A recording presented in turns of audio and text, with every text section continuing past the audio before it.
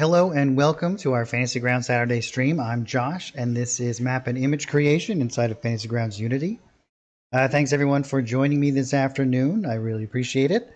Last week we were working on a map with the newest settlement map pack that has just recently come out, which we're going to be finishing that up today.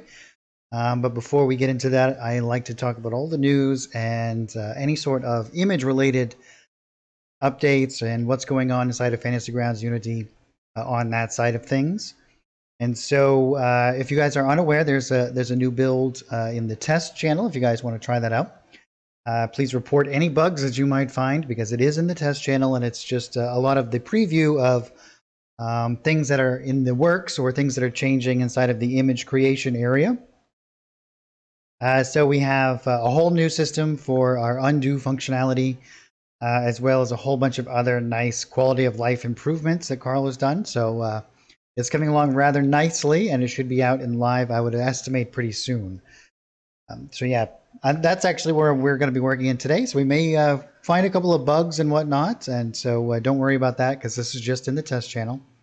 I tend to like to work in there during the stream so that everyone can get a good idea about what is on the way, and we can kind of work that stuff out together.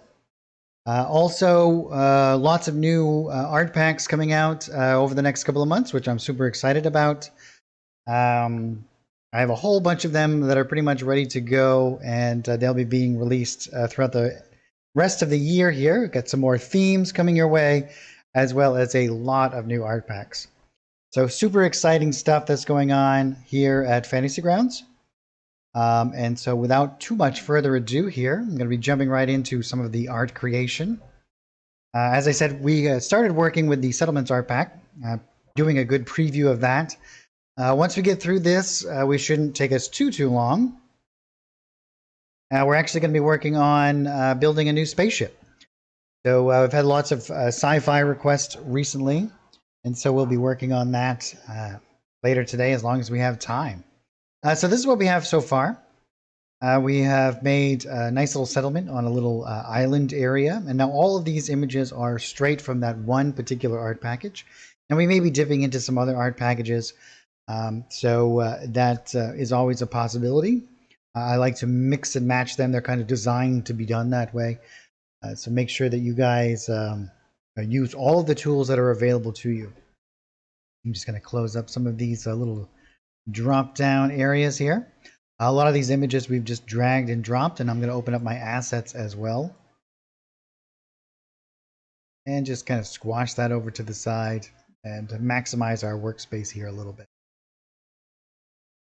And as always, if anyone has any questions or if there's something that I do that I don't quite explain properly, I use a lot of shortcuts, please let me know in chat, and I will be more than happy to go off on a tangent and talk about anything, really. We do it all the time here. So we have a couple of effects layers going on. We have a whole bunch of other stuff going on. With the new update, there was a little bit of a wonkiness with some of the brush work that we did. I'm going to redo our little bit of our foundation around the edge here, and I might do it a little bit more precisely this time. We're going to get into doing a lot of little other decorations, and I might even do, we're going to be doing like roads and all kinds of other elements throughout here. Oh, sure, J-Rock. There is a brand new undo feature that is quite extensive. The eraser feature is much different than it was before. And as we progress, you'll kind of see that. But sure. All of the painting has been updated. All of the tools in a much more user kind of friendly fashion. So the way that they interact with the system. The painting system itself, as well as I said, the eraser and all of that functionality, as well as the Control Z and the Control Y to redo functionality. In addition to that, our effects blurring feature is back to a little bit more of a broader use, so that we can blur out the edges of any mask we put on an effects layer to a much greater extent. The interaction with the effects layers and the environment themselves I feel as though it's been improved, as well as let me see some of their other features as well. Um, but those are the base ones and probably the most prevalent for us that are making and creating maps. In addition to that, I think that some of the I'll have to go back and reread my notes actually on all the different changes that are coming.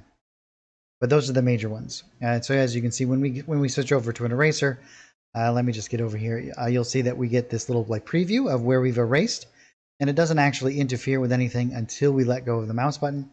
So we can have a little bit more control. So here we've done some trees, and if I want to come in here, and you can see this is our tree layer, and begin to erase, I can actually see where I'm doing this, and it will actually pick up on those.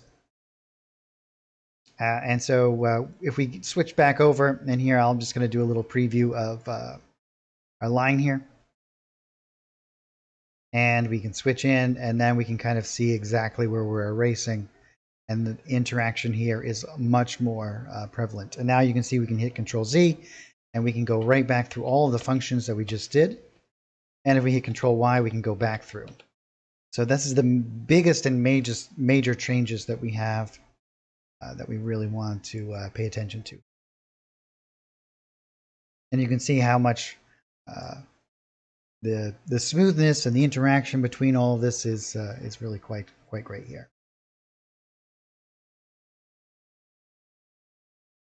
So without any further ado, I'm going to name some of these. And let me just see before we get too far. Yeah, that's all my inner court area. So we can just call this castle. And this is the layer that has the actual elements that I'm going to be doing here. So let me get into my Settlements art pack. And there we are. And this is my test run. So your elements are going to look a little bit different if you're following along on your own system. As I started off in using this, and if I switch over, then the elements will be a mix and match. So also, I'm going to be waiting for, as I've been running a lot of the old modules through that I'm going to be putting on the Forge, I've decided to wait until this new build is released. A lot of the new image builds have no issue opening something up, but when you open something up inside of new builds, it's not backwards compatible to later builds. And so all of it I have updated to function with all these new systems. And so I'm going to be waiting until all of this is pushed out before I upload all of those maps into the Forge, just to let you guys know. So let's get into our structures here, and I'm just going to type in wall. And we have a whole bunch of different walls here. And I'm going to grab one of these, and I'm going to switch over to my line tool here.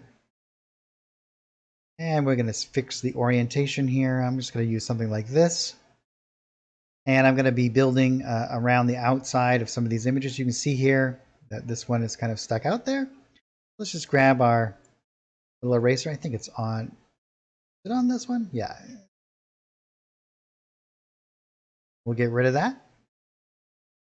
And I'll shrink this down a little bit. And I'm just going to be dragging out a couple of lines. Whoa, that's interesting. Let's see what happens if we do it this way. Well, that's an interesting little bug that we have there.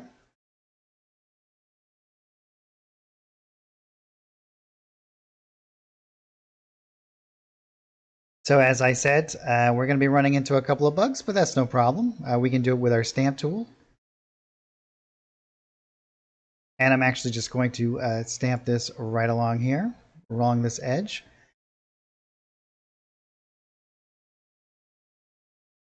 And we can change this orientation. And I just want to have like a little bit of a this kind of feeling that this area is, as you can see, that really kind of collects around the outside of this in a way that unifies all that. And that's basically what we want to do here.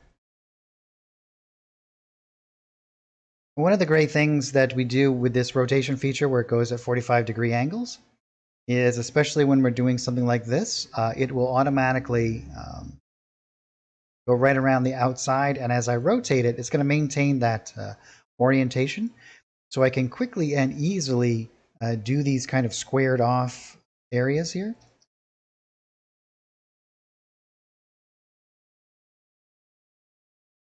And just so you guys are aware, it sounds like we got a thunderstorm going on, so if I lose power, just so that you guys are aware, I'll be back as soon as the storm is over.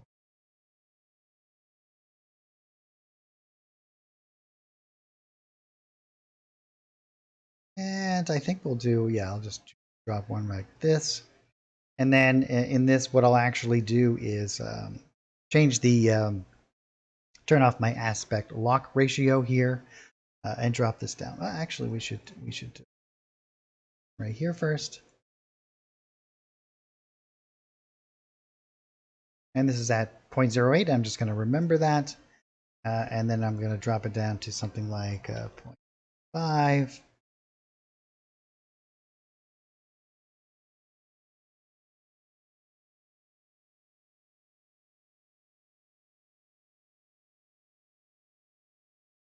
And we can turn this around like this. So because of the little strange bug that we have, our change the orientation here.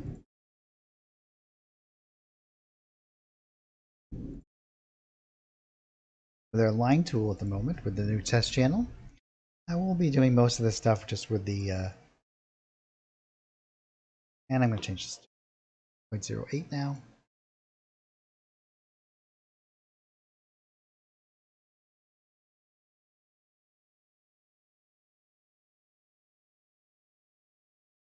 But the stamp tool is by far my favorite. I use it all the time. Hopefully everyone's having a great week. It's actually been quite hot here the last couple of days.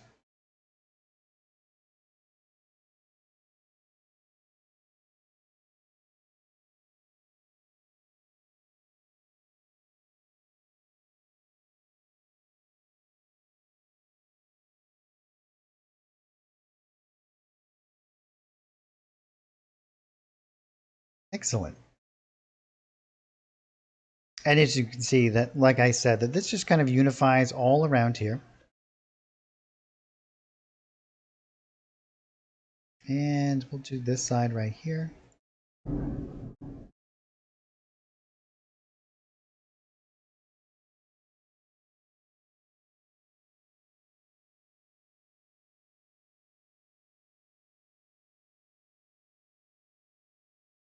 Very cool.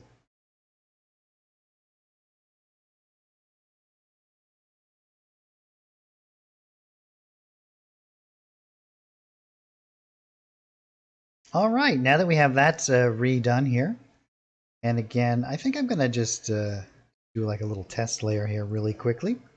And let's see if we can't see what happens with the tool. I hit Control Z here, get rid of that, and make a new layer. And oh, isn't that interesting that it doesn't have?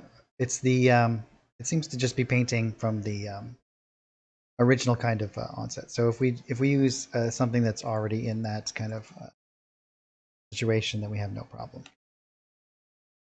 So we can still use that tool today, just not in anything that we have to rotate. But I will make a note of that and make sure that Carl gets that.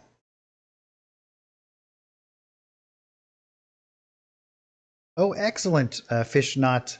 Is that Cody?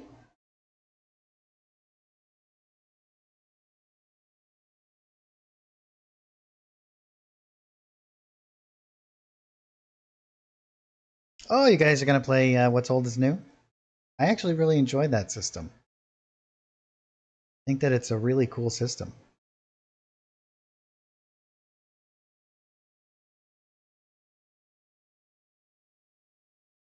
Ah, yes. GHSF.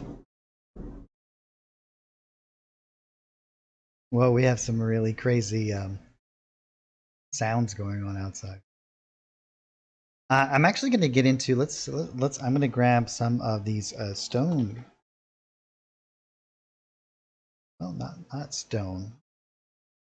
Let's see, what do we have in here? It might not even be in this particular section. I think it might actually be in land and water over here. Yeah, here we go. We have some nice little elements over here, and I'm going to show you guys how you can use these in conjunction with a lot of other stuff here. So we actually do have some stone texture that we can use and some pre-made kind of these cobblestone areas. What I like to do is set up a whole bunch of different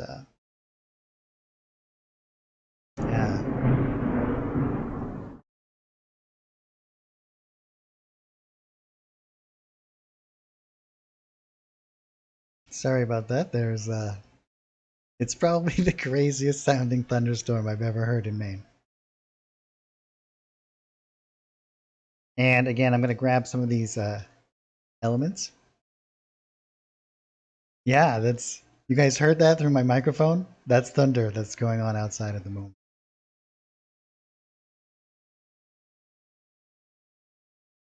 And I'm going to make a new painting layer, and we're just going to drop this down. It doesn't really matter where we put this as long as we put it underneath our structures. So I'm going to put it directly under, and in fact, I'm going to put it below our adjust layer here.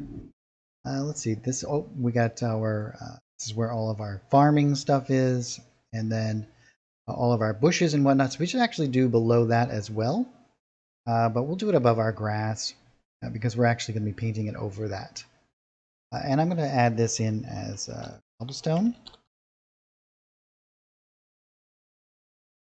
And what I'm actually going to do is I'm just going to kind of layer this on top in these little areas in here that I'm going to be turning into these open kind of courtyard areas.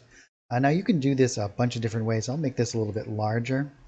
And what I'm going to do is I'm going to change the size and orientation. So you can see when we zoom in here, we get this nice kind of texture here. And I'm going to layer some other textures on top of that. So as we build this up, you're going to get a very natural kind of creation system here.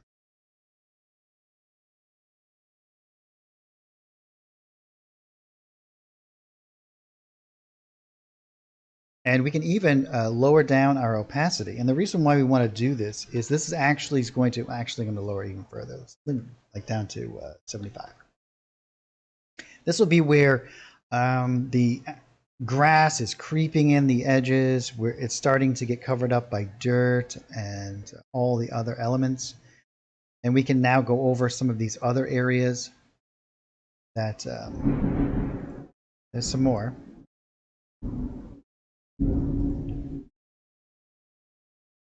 And this is going to help, so you can see as we come in here, we have this really cool kind of system of these little rock kind of textures that really add an additional kind of element. As we zoom out, we even get a really good kind of idea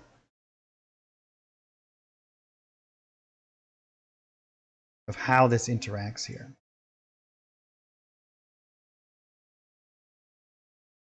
A lot of these map making little tips is all about patience. You know, building up some layers, taking your time. And we could even, if I wanted to, we could even bring this up and add in some additional kind of elements. I'll actually show you guys. You can take something like this. And you can see that this is a very strict kind of repeating pattern. And maybe I'm going to do like a little walkway with this. So let's reset this, and I'm going to shrink it down.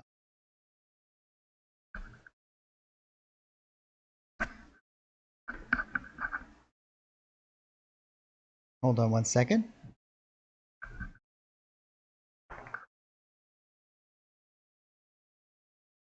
And we could even paint out these areas and then come back over and adjust some of this stuff here. So if we did something like this, for example, and I'll show you guys, I'll switch back over to this.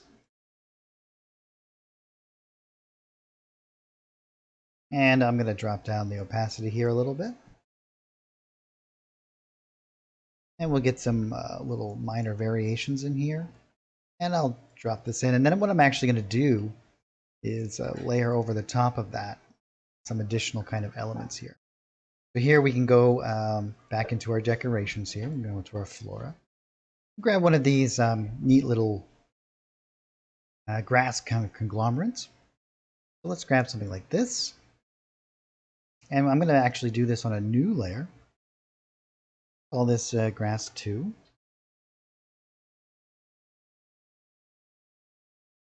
And again, I can either, I'll drop this down, I can just start to paint this right over the top and make a little bit of variance on the edge here. You see how we can take something that is very rigid and straight, and then we can just change the edges of it. And we get this really natural kind of looking transition there. Now you can use this in lots of different ways as we're making stuff. But I find this to be a very effective kind of technique. Now I can even drop down again my opacity of this. Let's bring this down to like 75. And I'm going to shrink this down. And if I want to soften up these edges a little bit, what I'll do is I'll just kind of go right along the edge here.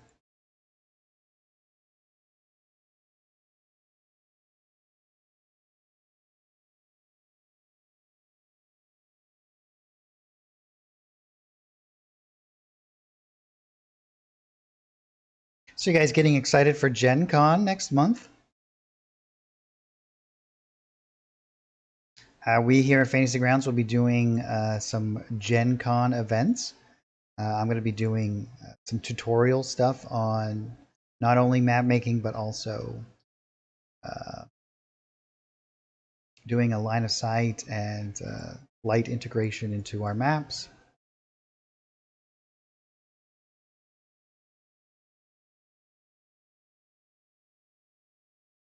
And build this up.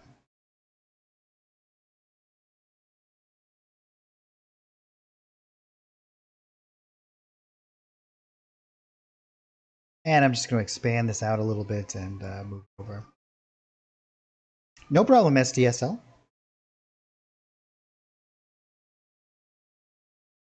And I'm actually going to add another layer of some of this right in through here. Begin to break up some of this other elements again. And you can see we can get this like back and forth between, make a very, very natural looking element here.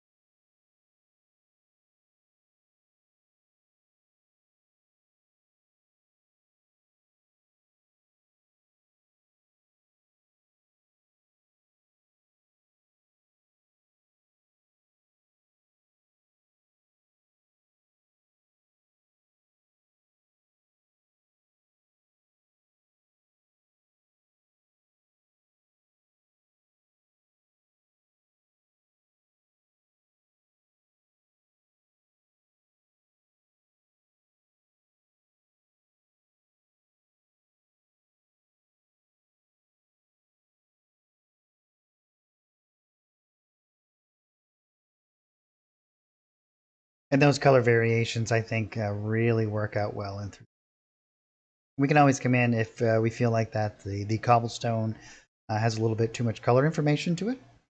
We can come in and adjust that as well. We can do this on a layer by layer basis. I like to do it this way, especially if I'm keeping things very much in a rigid kind of layered system, so that I can now just change out. So we can make it a little bit more, if you guys are unfamiliar with how the RGBA system works, we have red, green, and blue, and the slider actually reduces that particular color, right? So if we wanted it to be green, we want to reduce everything, and this is going to give it 100% green. The way the Fantasy Grounds system kind of interacts with this is that it adds, it alters the colors that are already there. It adds to them.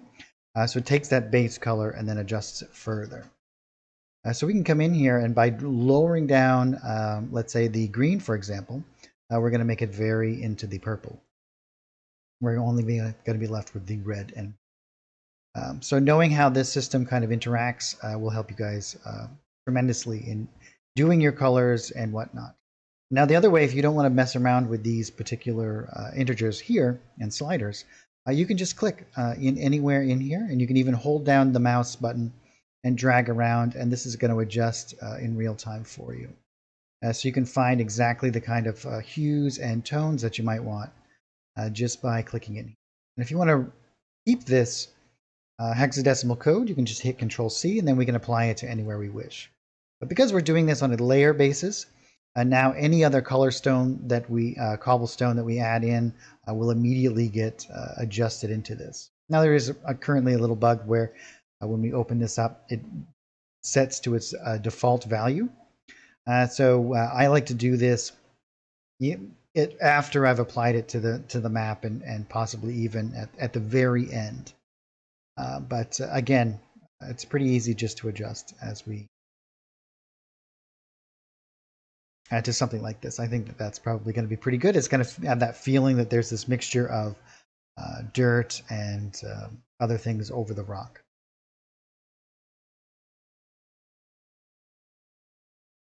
And now I'm going to come back up into my decorations, and I'm going to do some more of this stuff as we kind of go around here. We also have the stone textures that we can use in addition to that. And in the base kind of image, I used it quite a lot. The preview maps that were created.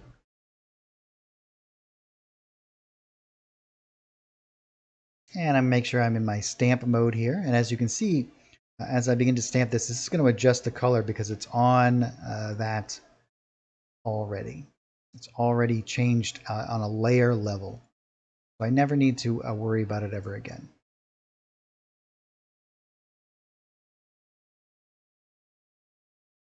And again, I'm going to lower down the opacity.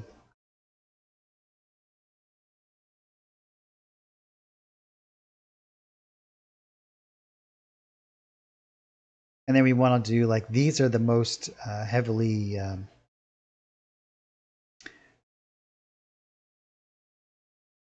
kind of used areas, I would imagine, where there would be the cobblestone. Other areas would probably just be like packed dirt. And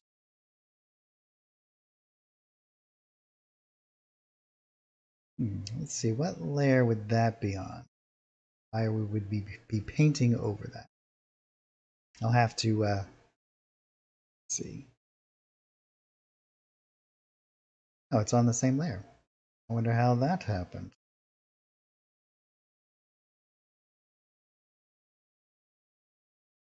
Oh, I probably renamed the wrong layer and I painted over. That's okay. We'll put that back on top. Whoop, don't want to be painting there.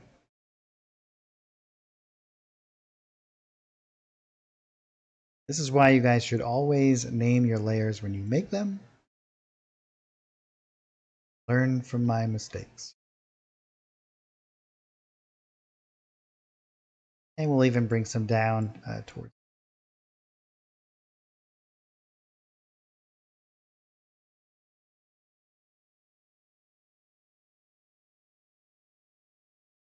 And I'm going to come back to grass 2 here. Floor area. We'll grab a different shape this time around. Something like this.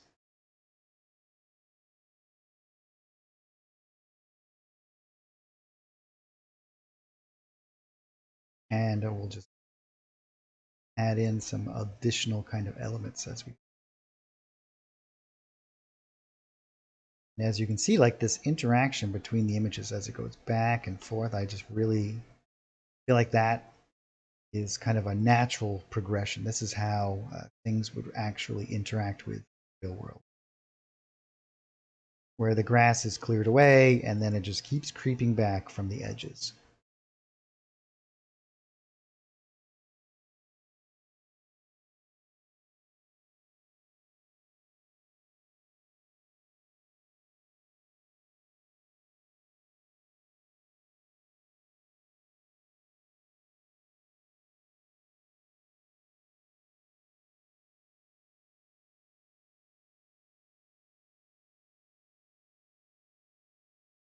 And we can drop down the opacity of our grass here.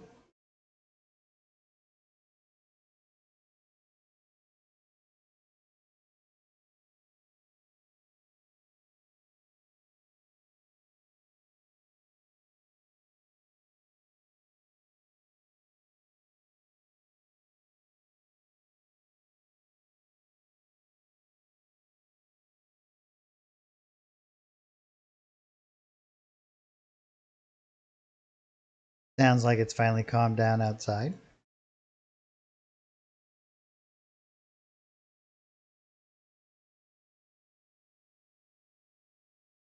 Nice. And now what I'm actually going to do is I'll add in another painting layer here. And we're going to put it somewhere down in through here. I'm going to call this dirt. And I'm going to be painting in some additional kind of dirt elements. And I'm actually going to grab something like this. And again, I'm going to drop down the opacity. Maybe put it to somewhere around 100, I think for right now will be good.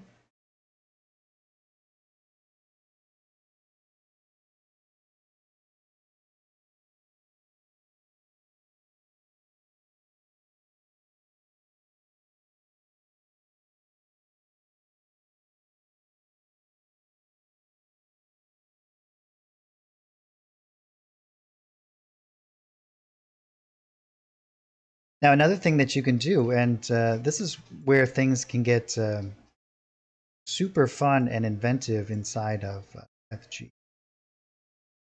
As I'm adjusting this, right, we have several ways that we can adjust all of this image interaction.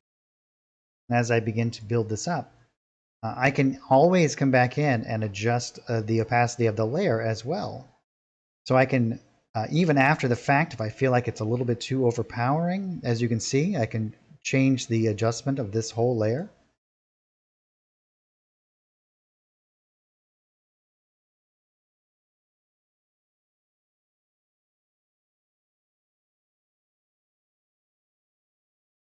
It really means that our tools, especially our painting and layer tools and all of the things combined, give us a complete and total freedom in the creation of these things, which means that we can really paint out here very, very realistic and interactive kind of maps. The maps that you can make inside of Fantasy Grounds Unity are bar none the most comprehensive tools in any sort of virtual tabletop.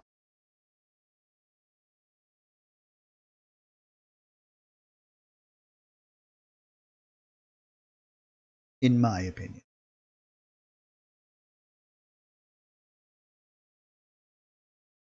And you can see we've actually begun to create a very natural kind of paths and walkways and areas where we're going to get lots and lots of traffic and build up all of these kinds of things. Now I can also come in here and change around as I did before. Let's up our opacity here. I'm actually going to be moving into a kind of a darker area. Now let's say I want to make this to kind of match up here. We also have a color picker. And so I can grab a color like this. Again, it's going to add on to the initial color. So if this was totally white, it would match that color exactly. But I'm just going to drop down my opacity and get a pretty good facsimile of that. Hit OK. And then I'm going to come over here underneath where we have these areas. And I'm going to do something similar. I'm going to add in some darker dirt under here to kind of unify all of this.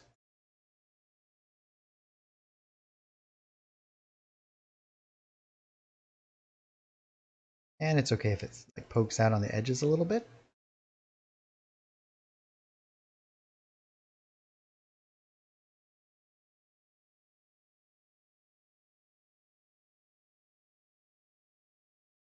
Oh, is that on top of?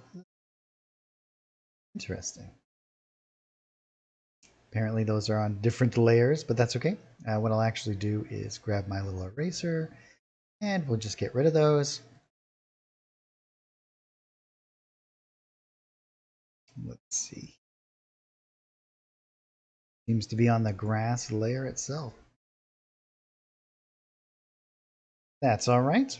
We can do further adjustments on that later.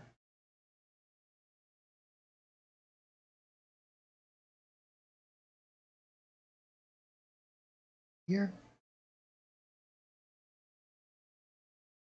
And I'm just going to reset this back to its original kind of thing here. And I'm going to drop down my opacity once again. And I'm going to finish this off here, and I'm just going to fade out some areas over here. Let's drop this down to something like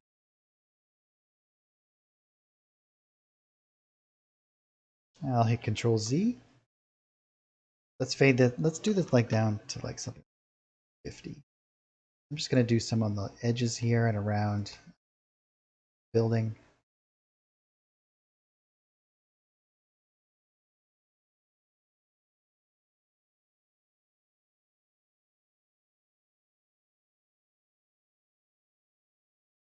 And I'm actually going to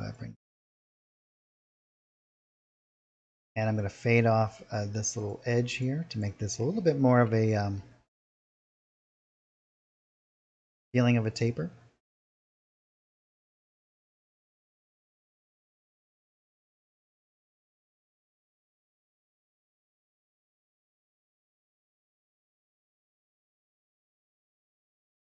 And I'm going to add in a little bit. I'm just going to bring this, change some of this just a little bit.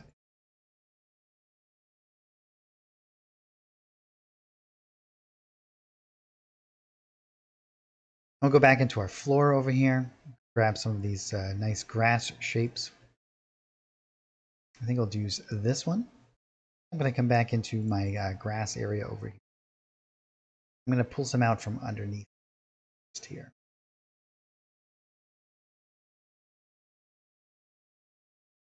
The forested area, I should.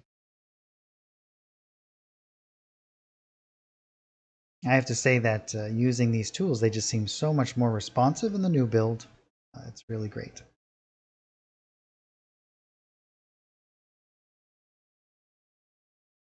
I don't want to do 100.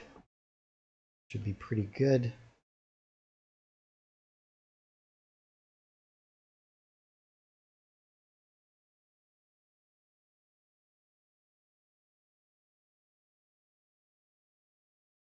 And I think I'll do a little bit coming down and through here.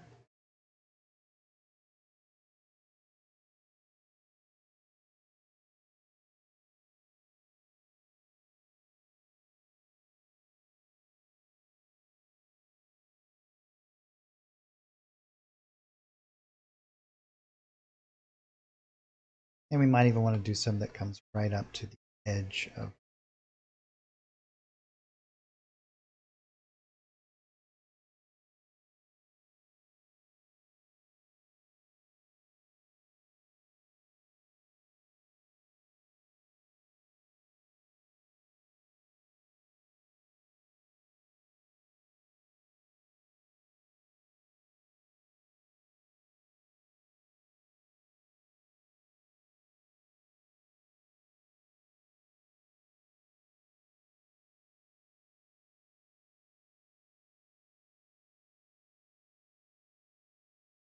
We'll add in some grass in and around some of these areas. And up here. And that, as you can see, what we're really doing, what we're actually doing here, painting a picture. We're just doing it with pre-made images.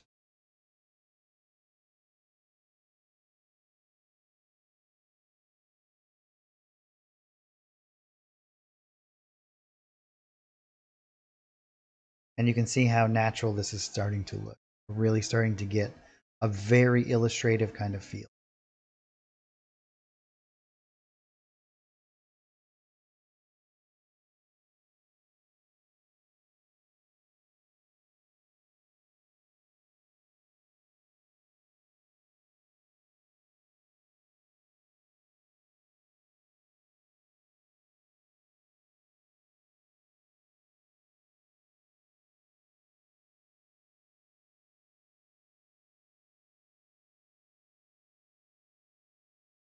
No, Drake, I don't have natural disasters turned on yet. But that would be great, right? We could do that.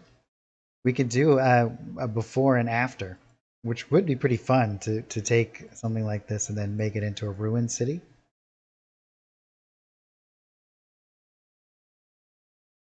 Our little island settlement here. And now I'm gonna turn up my opacity here. And I'm just going to start to paint out some areas and a bit more of a... And we can also change these dynamics too, right? So we could help break this up even. Oh yeah, sure. We could erase parts of the wall, and then we could paint in little broken areas and do all kinds of cool stuff. You can see how this overlaps here. So all I have to do is just grab my eraser tool and just come in, and we'll just back that off a little bit. And we could even shrink this right down and work out all of these little.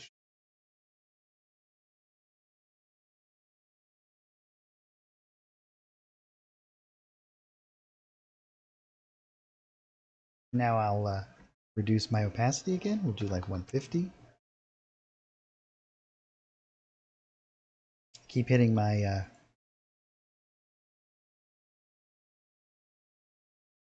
right mouse button.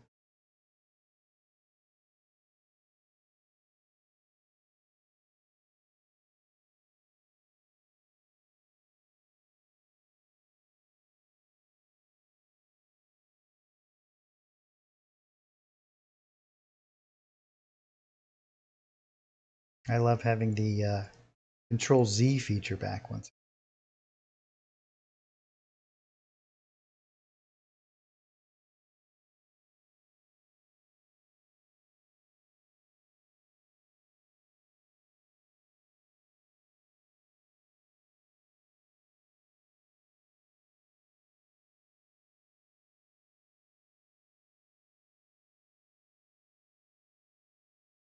So all of the maps that I have done in the stream and all of my test maps for the art packs will be on the Forge. I am not releasing them until the newest. I updated them all recently in the test channel, and just to make sure that there's no other issues with compatibility, I'm not going to release them into the Forge until that goes live, which should be very soon. But they are all ready to go. And then once they're all uploaded, I'll put a post in the forums and also on the Discord with a link to them. So they're going to be totally free, and you'll have total access to them as long as you have the art packs that are used there. So as long as you have the art subscription or you have those art packs, all of these maps will be available to you. And one of the great things I think about that is that not only do you get the maps that I've created, but you have access to all the layers, all the lighting is set up in them, all of the effects layers and everything. So you'll be able to access all of that. See, doesn't that look, that looks good? I like that. So it should be, as soon as this goes live, they'll all go onto the Forge.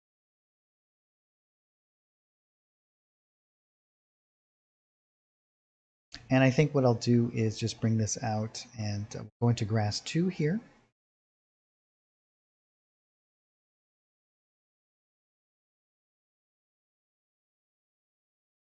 And I'll just add a little bit like this. See, all I'm doing is holding down Shift and rotating just to make this edge broken up a little bit so that we get this nice buildup of shapes.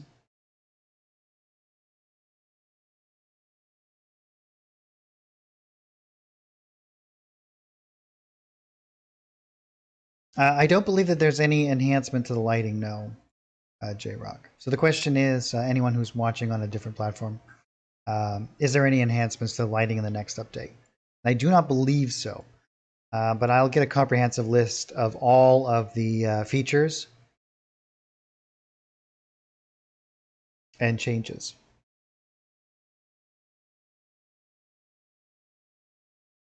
There's also some really cool other features that'll be coming out soon, which I'm super excited about.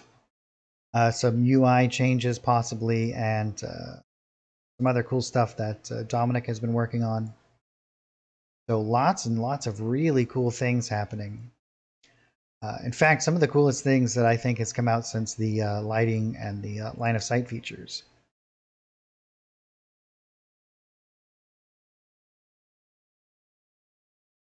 Yeah, so that is looking pretty good there. I'm going to go in, I'm going to go back into my trees area and come back into my out here, and I'm going to go to my no outline trees. I know, cone lighting. Wouldn't that be great?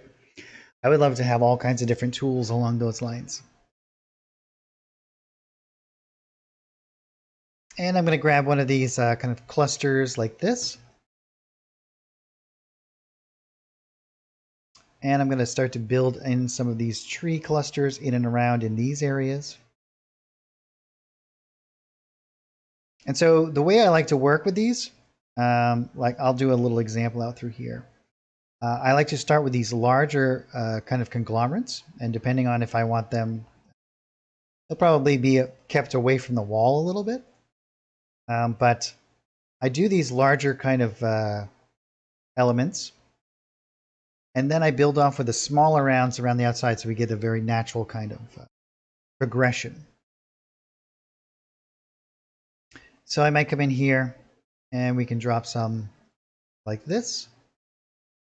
And as you can see, these elements you can build up quite quickly.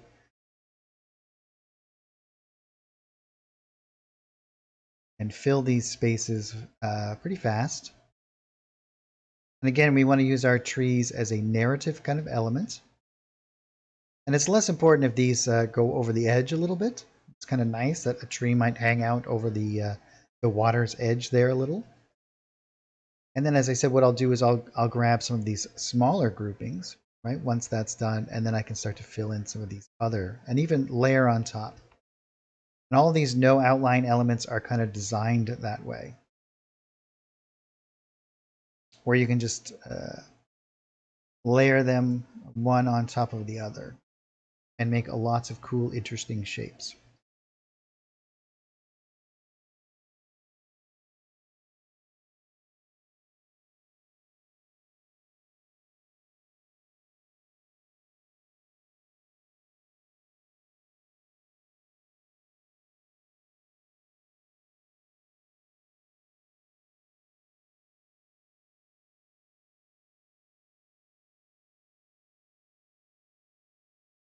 I've also been thinking about doing a strictly an art stream where I will be like drawing and painting instead of map making, but just more of a low key kind of thing. I think we need to keep this kind of open. I want to have this like large kind of area that they move up through this section here.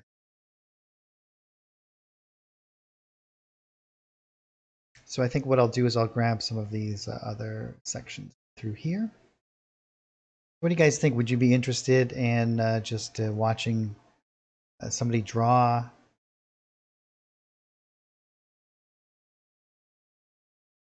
and paint?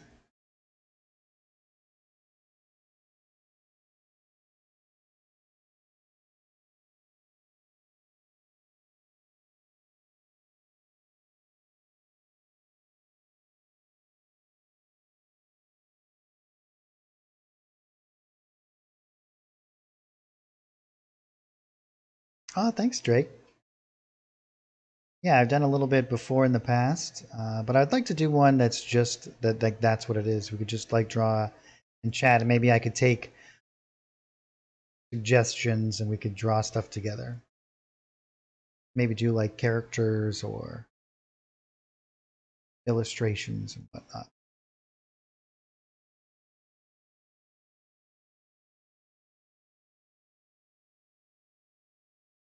Just maps, huh, J-Rock?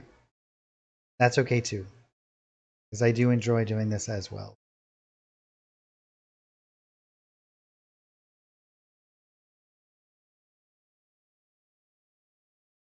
And we'll do some inside. I want to do like, we'll have some trees on the inside here.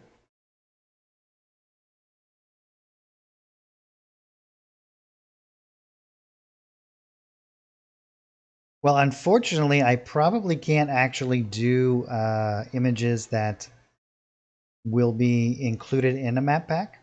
like future release stuff.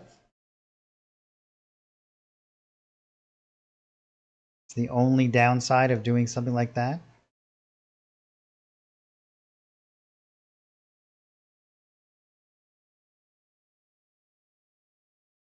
So if we did an actual art stream, it would probably have to be just for more of a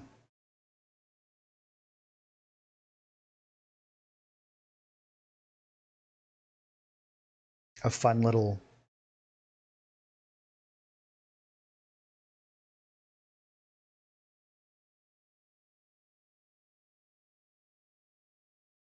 random kind of stuff.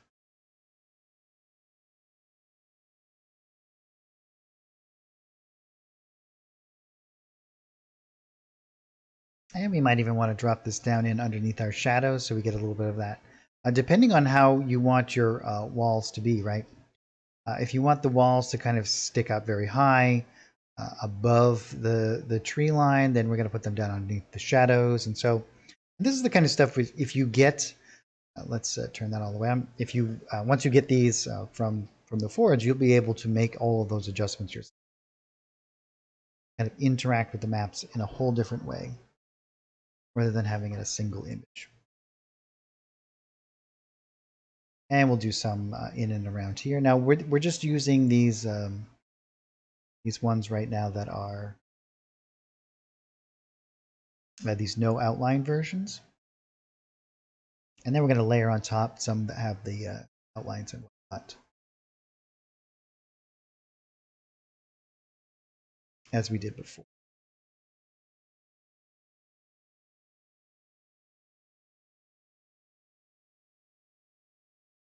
But I just get the feeling that when we do it in these particular ways, we just get this whole sense of scale, right? Like, and we'll be doing a whole bunch of stuff out here. I think we should do more farmland out through this area.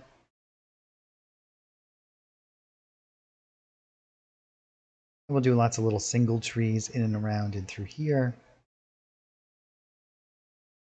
And we might even want to do some up edges of root.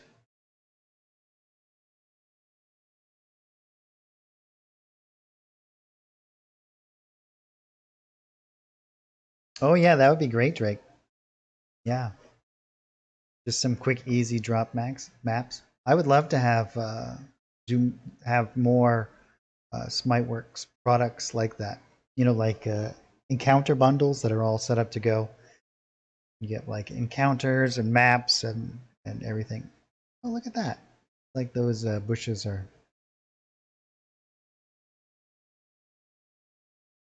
Go to the bushes here.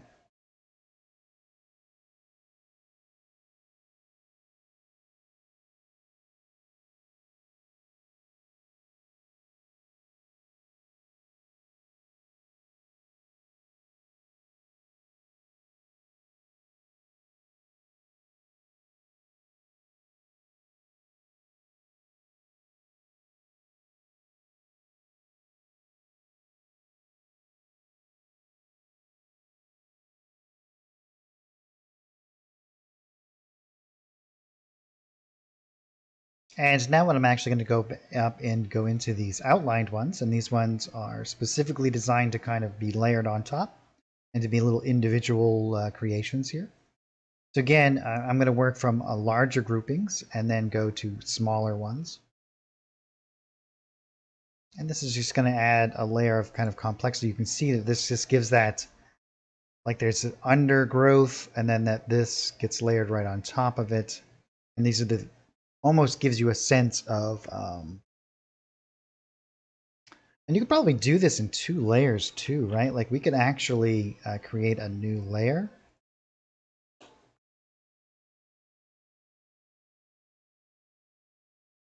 And put this right on top here. And then we could even possibly come in here and make it a little bit darker.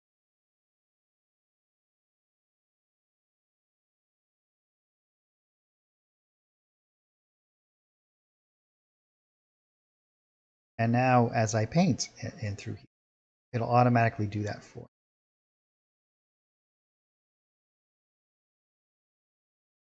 And I can start to layer on some of these like darker kind of images on top, as you can see.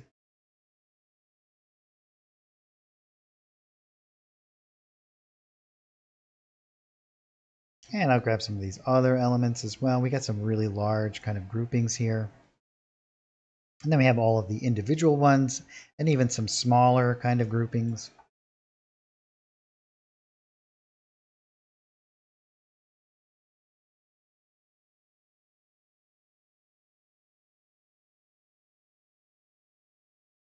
I'm going to grab some that are a little bit broken out. Maybe something like this.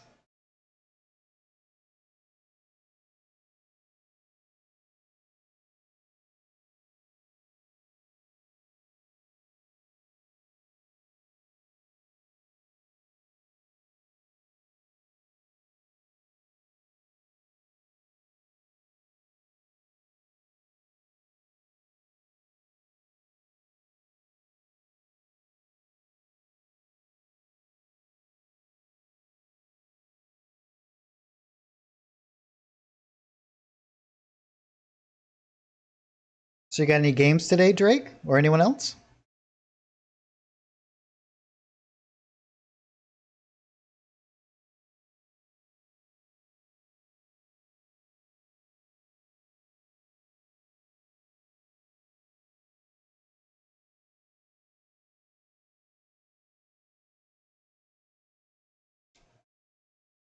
Oh, that's cool, J-Rock. Fly free or die. That's awesome.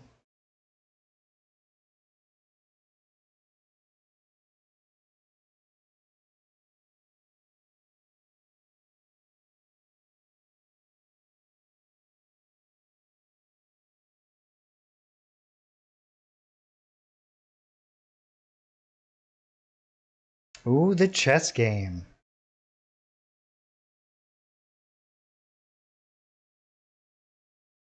Oh, smoked brisket. Well, that's a treat in all in itself.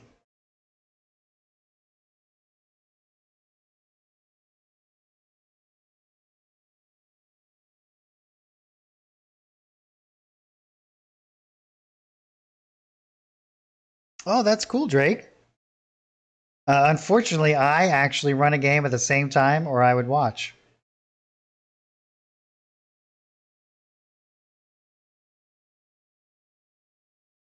Now you can see how just layering these, look at how much complexity we've given all of this with so many different layers as we build it up here. And then once we add in some little bit of color adjustments and we do all of the stuff around the outside and add in all of the other incidental kind of items, you can see how this is really going to start to come together.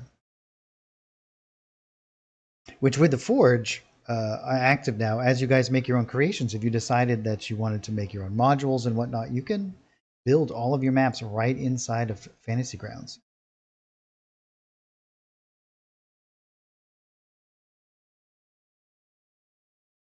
I'm going to actually move into, let's grab some of these smaller little groupings.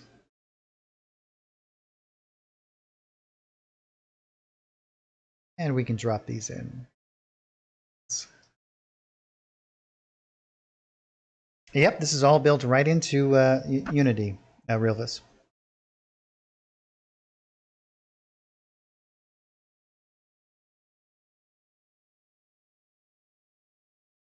That's right. They had to cut down the trees just to stay warm last winter.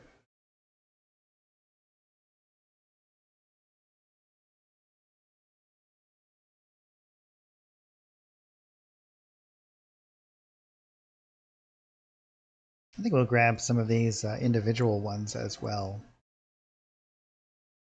And I'm going to jump between these. So I want to,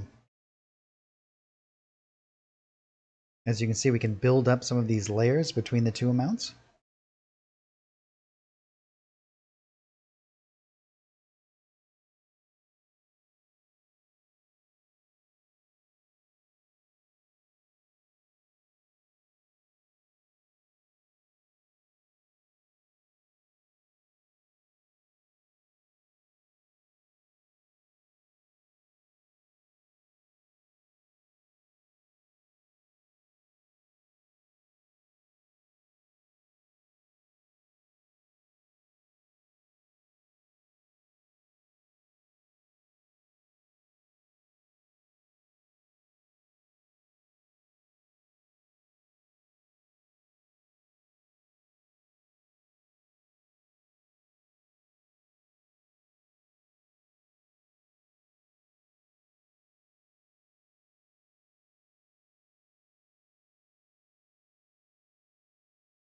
Very cool. We're moving right along here. I'm going to do a couple more down in through here. And we can just do like the random kind of tree here and there. And again, we can always change our dynamics here. We can, with our aspect lock ratio turned off, we are totally free to change the shape of these so that we get these. You can use the same image over and over again, and it will feel like a completely different image.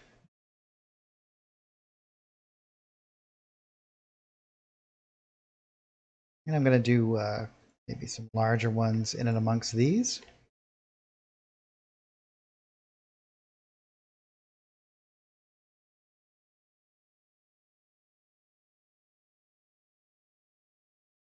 And let's actually grab some of these little conglomerates too.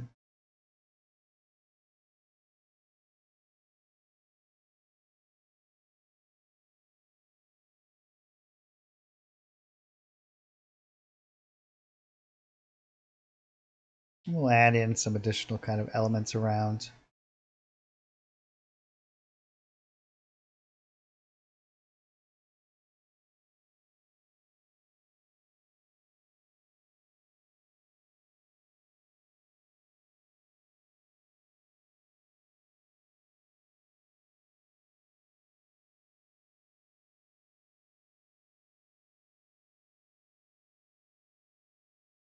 Drop them right in there. And I'll pretty much keep this fairly open. But I really like it when they kind of overhang some of the buildings a little bit.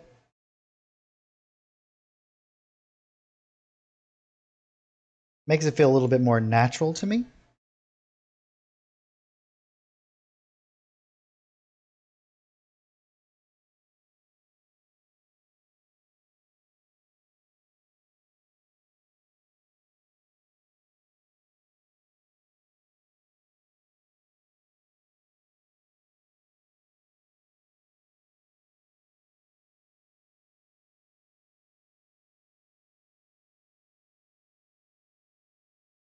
Yeah, very cool.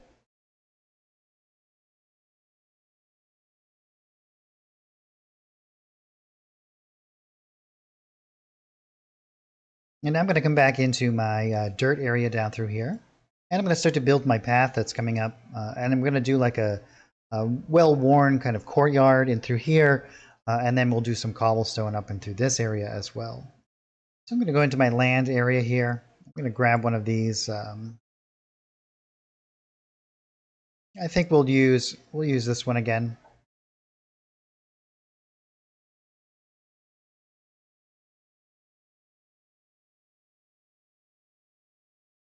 And I'll drop down the opacity of this to something like 150. And I'm going to build it right up from here. I'll make it pretty large to fill in this area pretty quickly.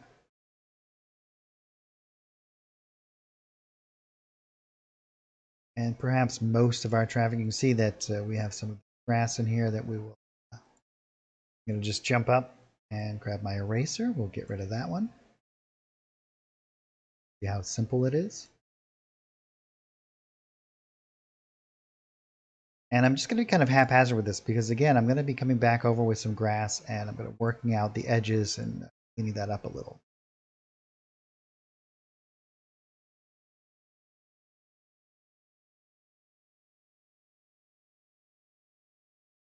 And I'm even going to drop down my opacity even a little bit more.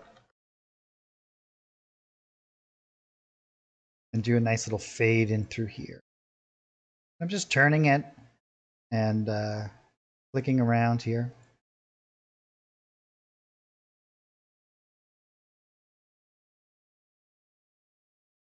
And we'll bring some out through this way.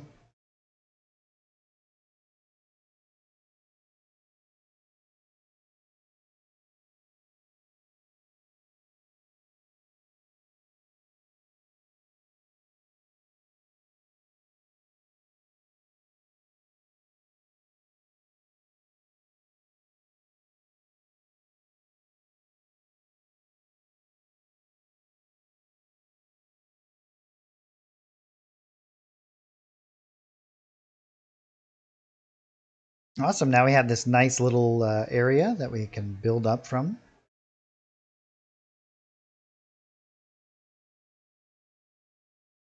And that's actually, in all seriousness, fairly well good enough at that moment, right?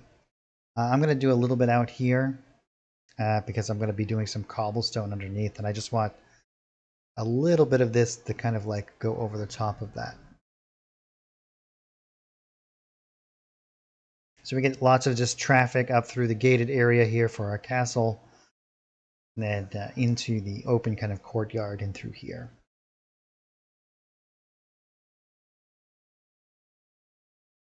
So now I'm going to go back up and we're going to go into our floor, and we have all of this grass right here. And we can do this. One of the great things about Fantasy Grounds is our search feature.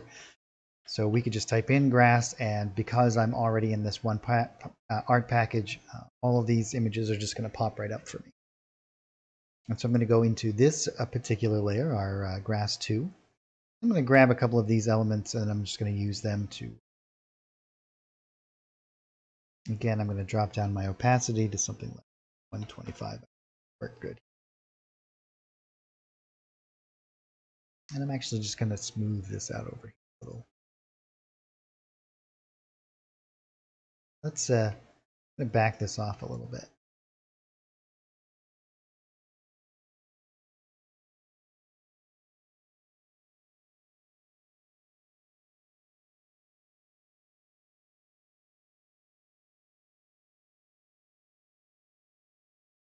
I think I'll keep it something along those lines.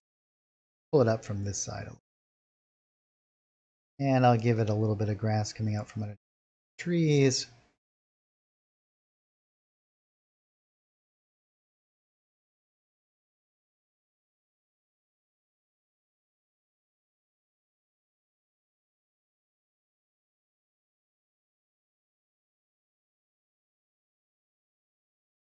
And I'm actually going to create a couple of little hard edges on a couple of these areas. Not super hard, but to give it a little bit more shape and function.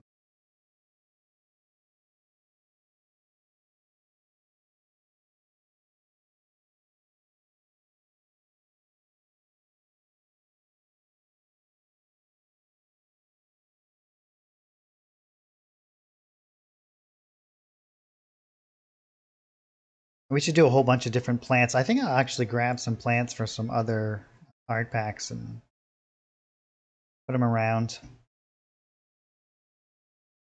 Yeah, but that's quite cool. I think that looks great. We have a very natural kind of flow to the area. Um,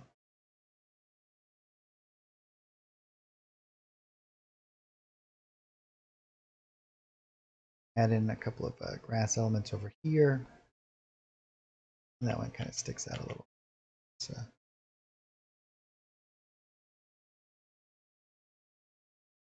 mainly where we've placed these little tree groupings, maybe some bushes.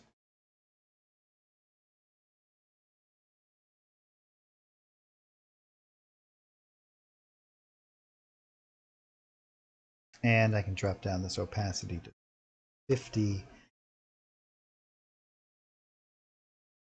Fade this out a little bit.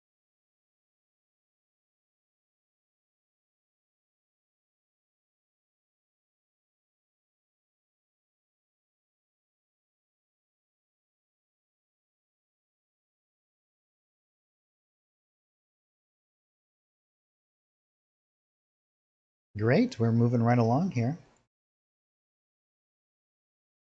I could literally just dive right down and sit here and do this all day.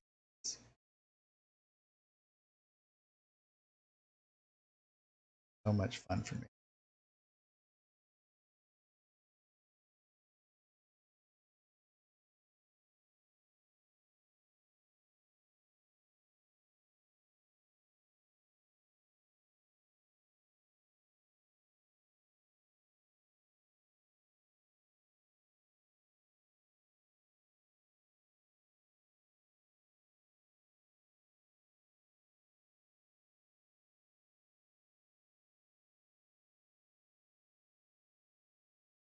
Awesome. Now what we'll do is start to add in some of the other little minor details and whatnot around the town.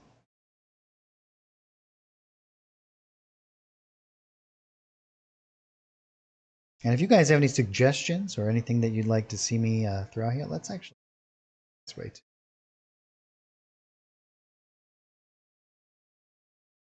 Please throw them into chat.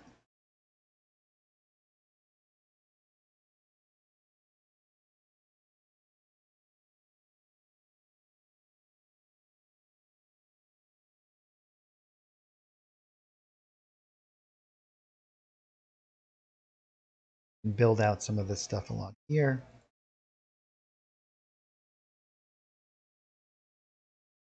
And I'm just going to reset this actually. And do some large elements here. Quickly kind of build this up.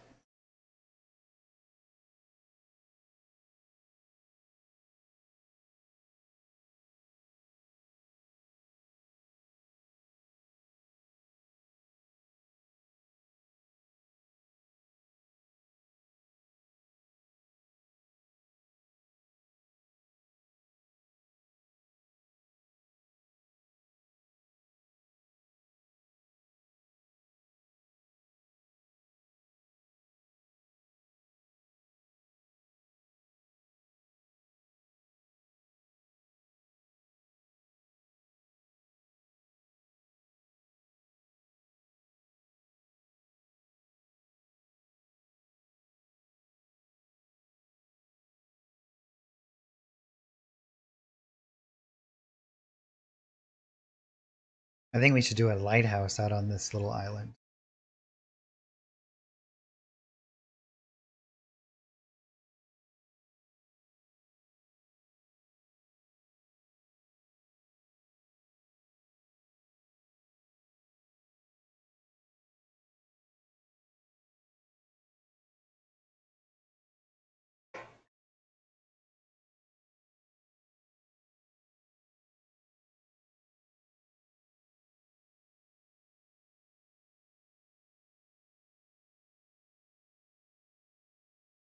Excellent.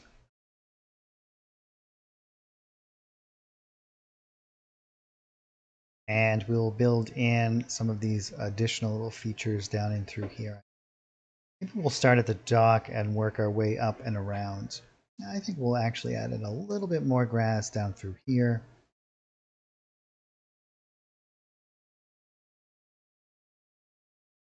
Drop that down like this. Add in a couple of little fading elements sides. That combination between the faded and this kind of abrupt edges, I think, is what makes it feel a little bit more natural.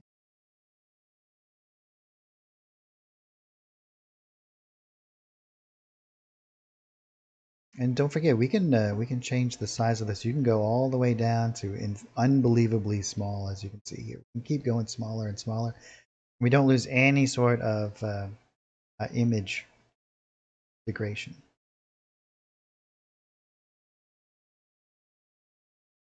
So you could, if you wanted to, if you really wanted to, you could go in and build the interiors of every single building here. Now, it would be very taxing on your system, but it is still able to be done.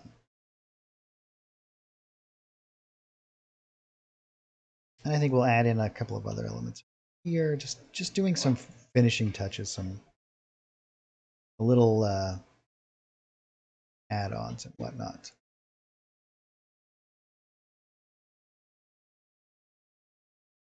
Now, so far, all we used is this one art package, the Settlements art pack, to create all of this from scratch. So we did it all from the very the ground up here, or for the water up, basically.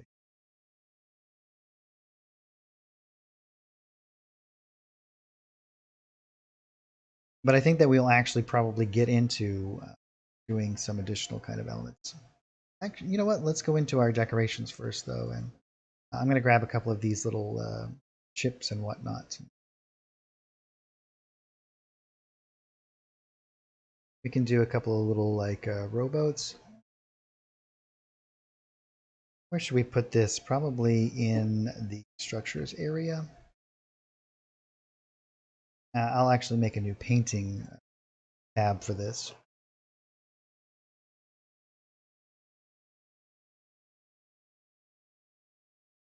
We'll call this structures, I think, as well. And just to make continuity between it.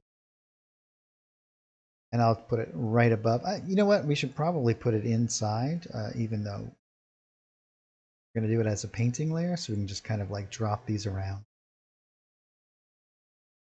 I think I'll grab something like this. And then we can drop some of these boats, maybe on some of these smaller islands.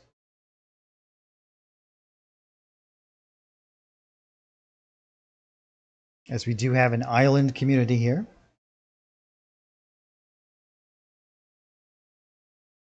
And we can do some different size ones.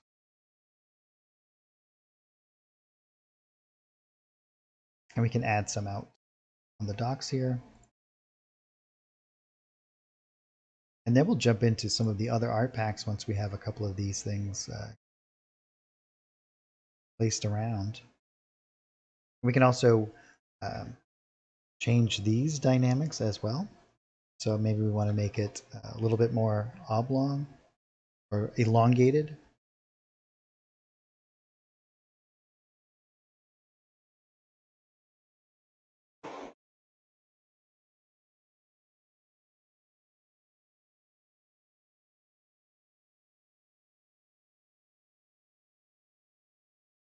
Maybe we'll make that just a little bit 0.5.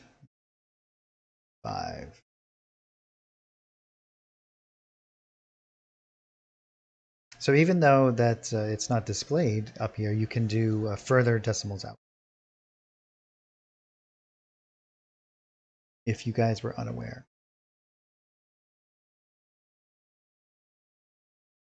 Now let's grab some additional kind of elements here. Let's grab something like some sails.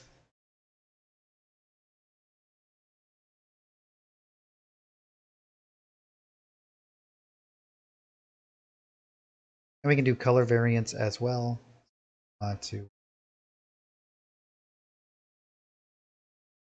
Maybe what we should do is make it a little bit more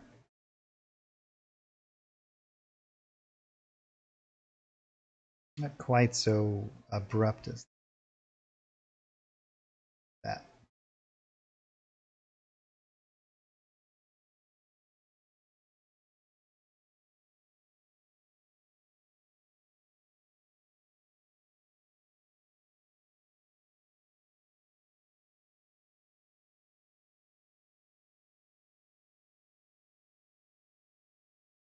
I think what I'll actually do is make this a little bit narrower. Not like that. Let's rotate it here.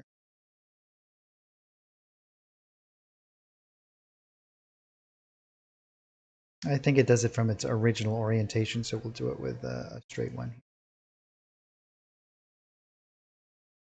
Yeah, something like that. Maybe not quite that much.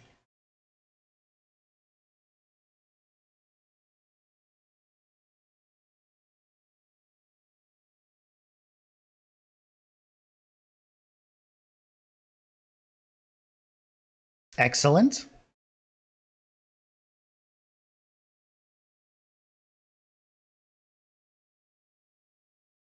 And we'll have to add in a nice little bridge around here. So we can grab maybe a little fieldstone bridge here.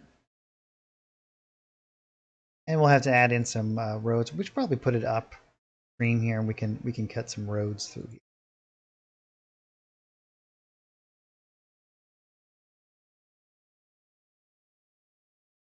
And we can add in, we were talking before about doing some fences and all of the little incidental things that we might be constructed. And I do want to build a lighthouse out through there as well, which we'll get to. We'll get to that.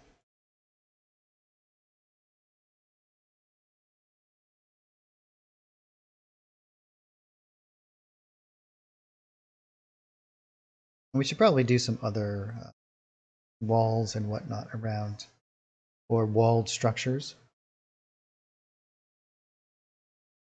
But I think I'm going to come up out of this art package for now, and we'll create a new painting layer. We're going to call this items. And once I place them all around, I'll put it underneath the structures. I want to have like some things sticking out from underneath here and whatnot. So we're going to go all the way up here, and I think, well, we're going to grab some. Let's look for. Let's just do crate here really quickly. So we got a whole bunch of different crate elements here, and I'm going to use something that is going to fit some of the art style here a little bit. And we can, as you can see, we can shrink it down pretty small here. And I'm going to start down by the docks. And I'm going to make this fairly appropriate for size. And here, I'm just going to start to drop them down like this. Make some little crate groupings here. And we can change the size of this.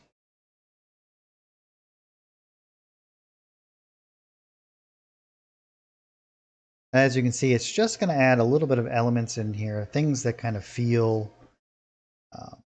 We have some pre-built ones. Obviously, we're going to have to constantly change the size of them to be appropriate. And we can do barrels and all sorts of different.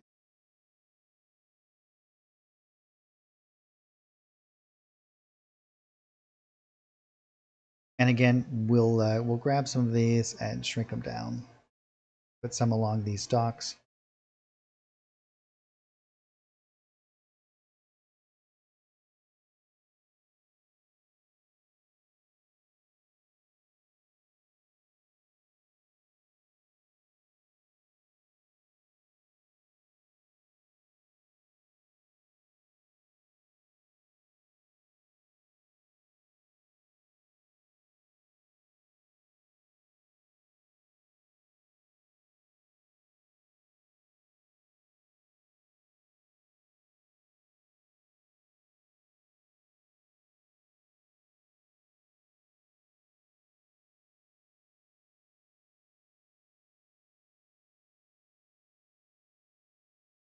You might want to put, oh, I think that we actually, in the, let's go to coastlines.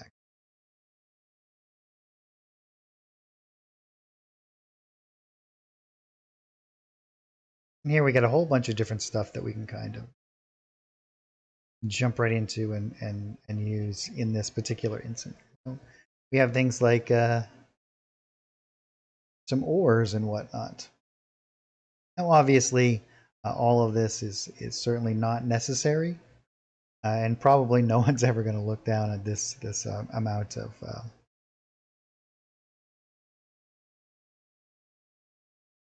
detail and whatnot. But it's fun to do, and it's fun to be able to do it, I think. And we can even grab some of these kind of things.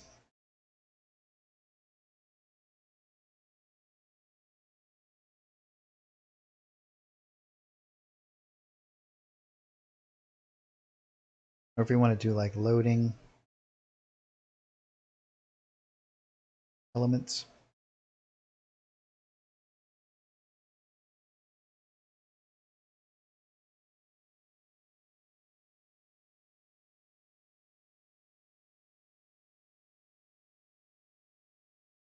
And we'll grab some of this stuff.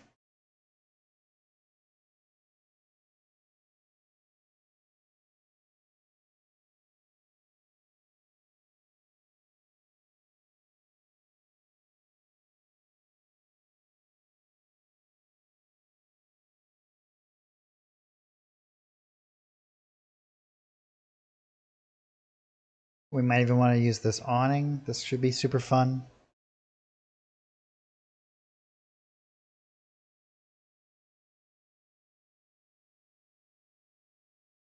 Oh yeah, you totally could, Drake. And that's the cool thing about it. You know what I actually do sometimes, and this is a neat little trick is I changed my grid size. So I might have, so right now it's set to 100 by 100, but let's do 50 by 50. As you can see, this is the 50 by 50 grid. I might have like a group token that as they're moving around. And then if I want to actually do the same thing like you're talking about, let's say I want to do these little increments here, I might drop it all the way down to 10 and actually do an encounter right in here. So you can change this in mid combat, and it will totally function exactly the same. And transferring back and forth between that is actually a really good tip. Let's do some awnings on some of these buildings. Let's actually add, I'm going to add in a new painting layer for this kind of stuff.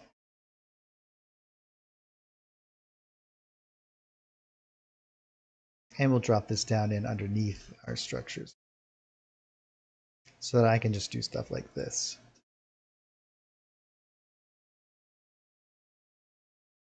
And we can change the color.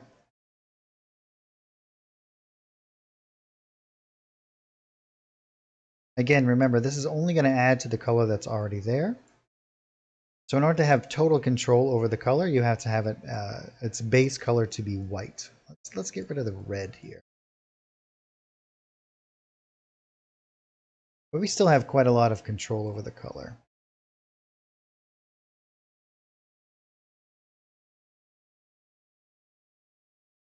And this is great to do like storefronts and any number of things. Let's reset it.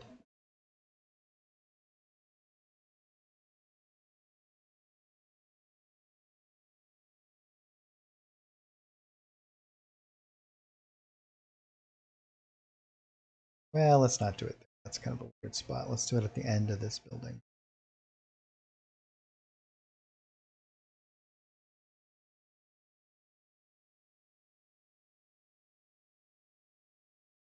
We might do some down here on the docks themselves. Oh, it's going to be underneath. I'll have to do it on top.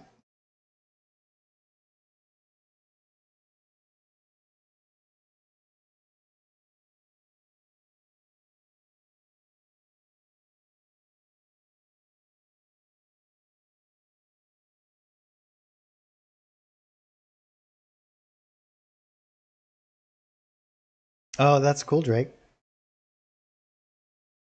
Oh yeah, make sure you do that. Pro tip. And then again, we can change this. So let's say, whoop, I don't want it to, I wanted it to be 0.8. We can elongate this larger little areas. Whoops, I didn't want to do that there.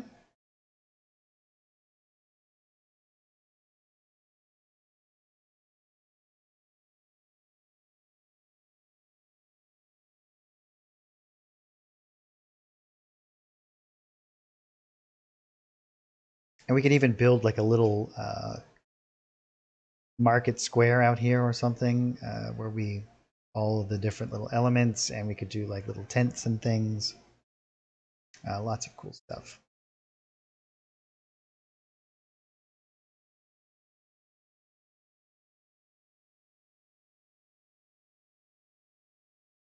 We could actually use these water effects to do some cool stuff out through here. I haven't actually used this art pack in a while, but why don't we do that? Why don't we drop it right down here, and we'll call this sea foam.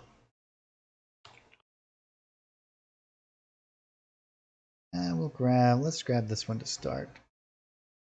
And again, I'm going to drop down the opacity of this a bit.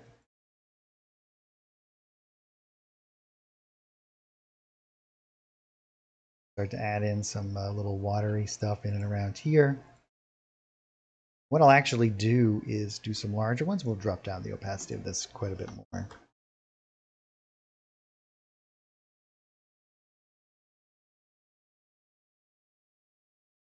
And you can see you get this really cool kind of illustrative feel of how these ships are interacting with the water and the docks themselves.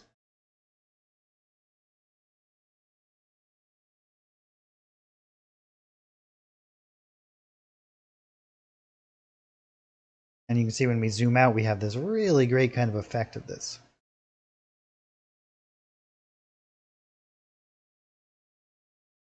And now I'll just start building out a little bit from the coastline. And I will do a little bit around where all of these pylons are.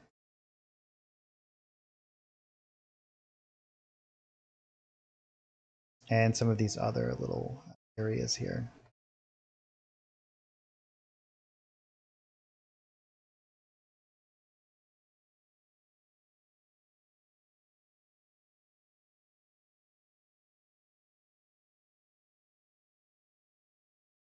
And I'm doing this on top of the water animation, but I can drop it down underneath and we'll get some nice little ripples across it as well.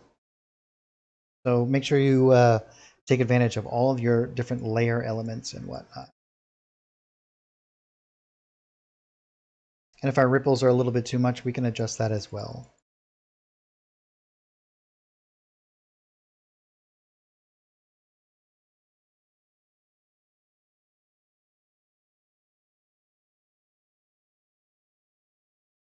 Just going to do some broader ones out through here and then come in and add in elements.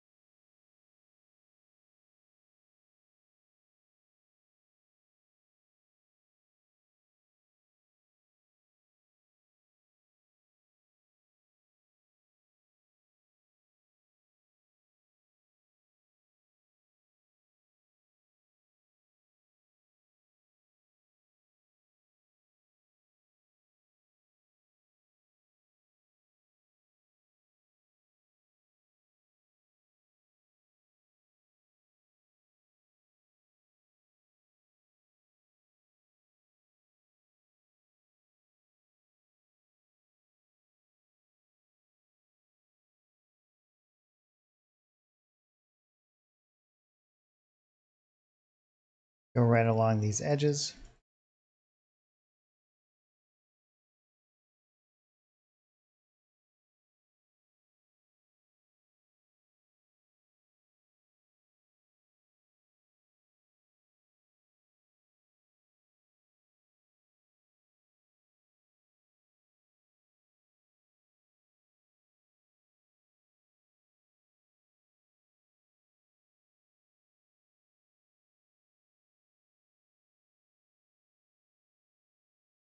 I'll drop that just to something like 50 now.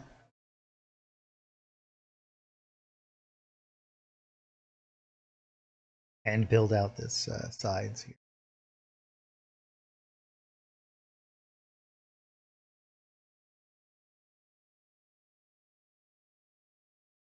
Go right along here.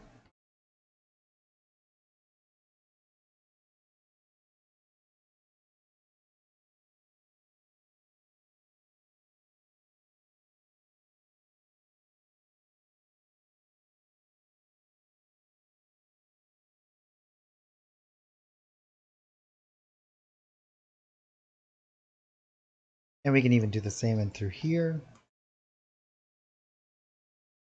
Oh, this is on a higher layer, so we'll have to do a different. This is actually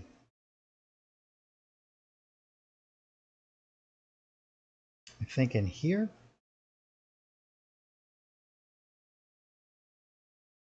Wherever our we'll have to paint that up a little bit in a different layer.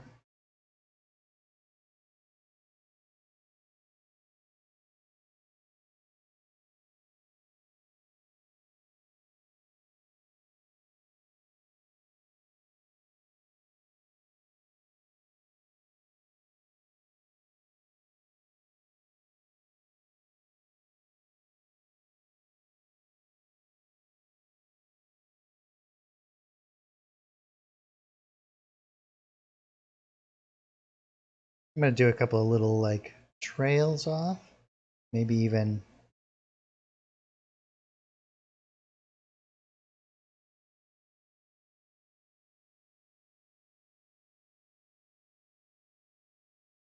some waves with it. And again, we can drop down our opacity so that we can really kind of fade some of this out.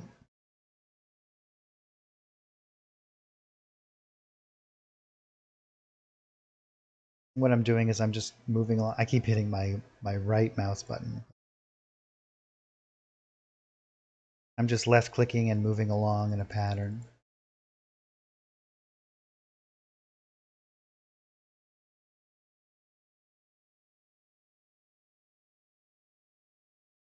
See, we can create some really cool kind of elements. I'm going to follow some of this natural texture of the water underneath here.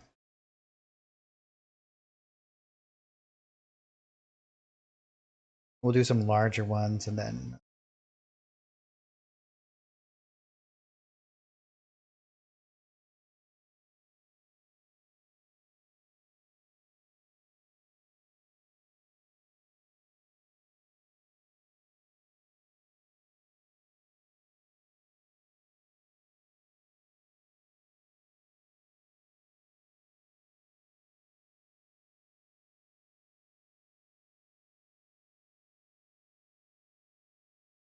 so much fun. We should do some at the opening of this over here too.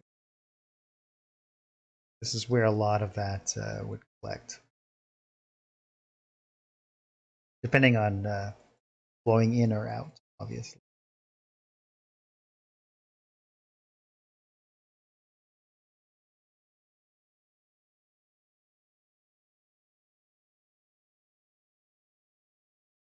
Excellent. And now what I'll do is I'll actually make a new one. Drop this down right above the ground, but underneath these other elements, and then I'll add in some here as well. And we can increase the opacity of this. Do some of these.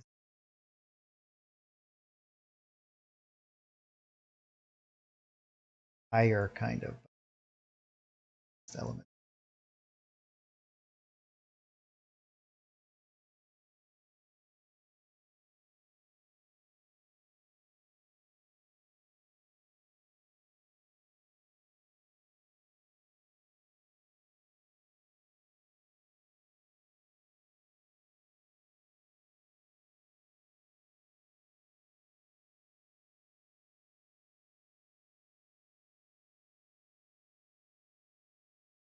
And we'll do some final finishing touches here before I take a little short break and we move on to something else. There's some more that I would like to do out and through these areas, but I'll do that off stream before I release this to you guys. We'll have to clean up some of these shadows. It looks like we have to readjust some of the blur here.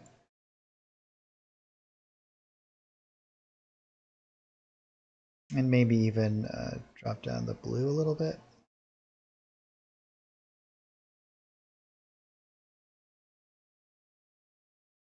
Now let's go back into our settlements art pack. And we have some nice effects here, which can be used in a whole bunch of different ways. Yours are going to be different than this. As you can see, we have some static shadows that you can use. And I'll show you guys some of the cool stuff that you can use these shadows for really quickly. But this is great for doing quick shadows off of elements like this. I'll make a new test little layer here. And so if I was going to be doing shadows along here, you can just kind of, oh, there I have my stamp tool selected.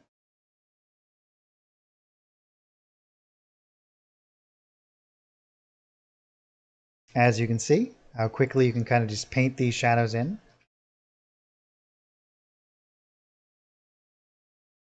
But you can also use these to create shadows from your buildings as well if you wanted to come in and do some additional kind of shadow content. So basically what you want to do is change the size of this. You might want to expand it out so it's a little bit more like this.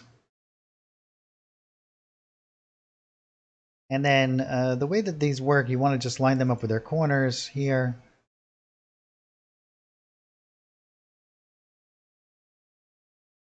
And do something along these lines.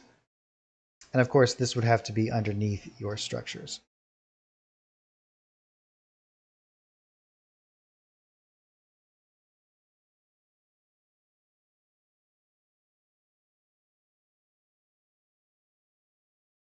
And I would probably just do shadows like that quickly, but you can kind of get the idea.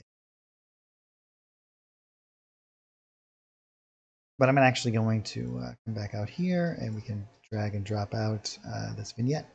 This obviously these are my test images, and yours are going to be all set up to be the appropriate. Let's see, what is our water? 72 by 72. This one. Whoops. I selected the appropriate one here.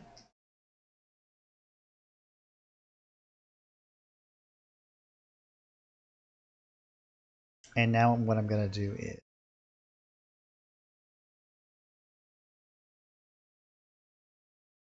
darken this up.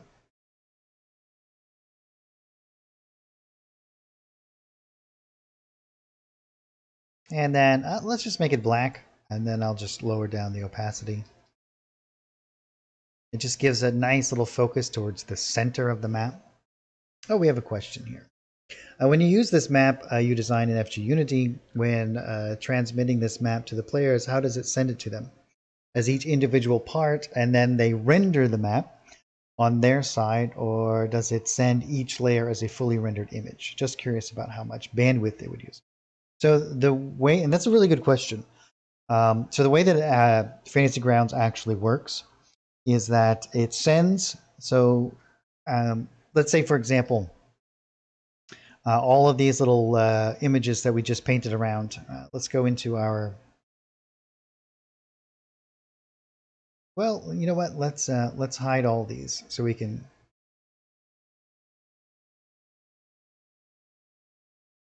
talk about this really quick. We'll get all the way down to our little base area here. So here we have, this is all a single image that I painted several times here, maybe even hundreds of times, right, to create this water foam. Yeah, let's actually turn off our water effects layer too, so we can kind of see it. So here we have our sea foam that we created. Whoops. Turn it back on. All across here. We could actually now, we'd probably just erase this one out. That. And here we have it several times over and over again. So the way that Fantasy Grounds Unity actually works is it takes this single image, and if we go back into our coastlines map here and in our effect. So it's this image right here. I'll just drag and drop it out here. So this single image is sent, and this image only is sent through the internet to my players.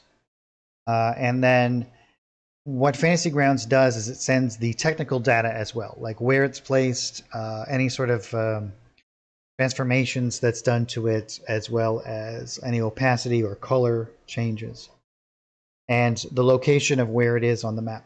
And then the player's Fantasy Grounds rebuilds that map. So it uses very little bandwidth. So you could actually build huge, enormous maps if you limit the amount of actual individual images that you use.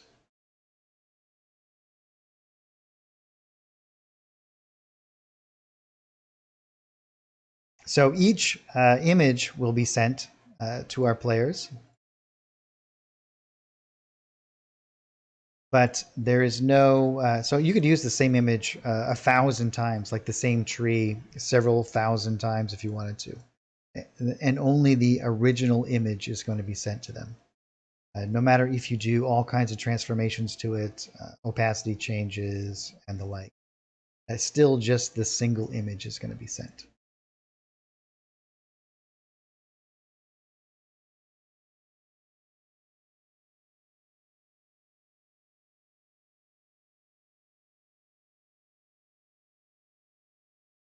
All right, now we have, let's go back into our settlements art package.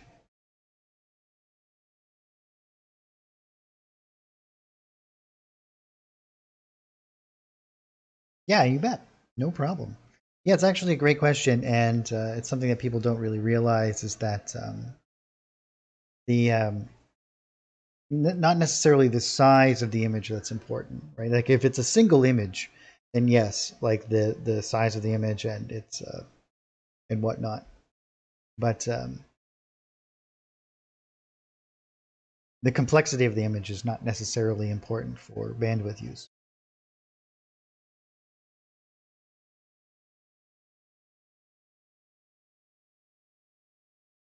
Oh yes, Drake. Yeah. Sometimes I have it hidden and I think that it's not. Let's see here. Yeah, we added our vignette, which is always nice. I feel like that's always a good kind of changeover. We also have a nice little texture over here. Right. Yes. Yeah, looks like we can. Oh, that's from our water adjusting on the outside there, but that's fine. I'm going to create a new effects layer, and one of my favorite ones to kind of unify things is time of day, and we can change the time here out. As you can see, this is just effects like the. But another one that I like to use a lot is the adjust colors.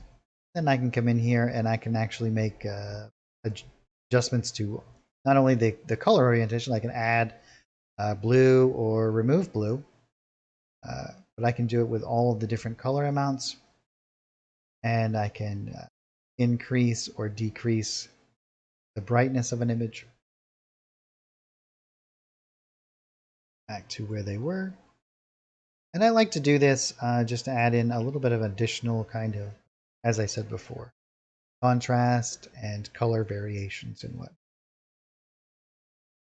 You can see if we turn this off, there's just a little bit of a change in their overall adjustment layer here. And we can add in additional effects layers as well. Do multiple kinds of things here. So we could add in a grayscale, and we could, we wanted to lower the saturation of all of our colors.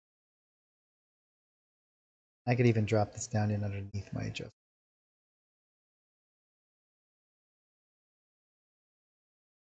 So one of the things that is a psychological kind of element to this is that more desaturated colors oftentimes give the impression of seriousness, and brighter colors, lightheartedness. So if I was going to be designing this area and I wanted it to be like a drab and like a depressing place, I would reduce these. But if I wanted it to be, so it would be more towards the right here. The brighter the colors are, the more it'll feel upbeat.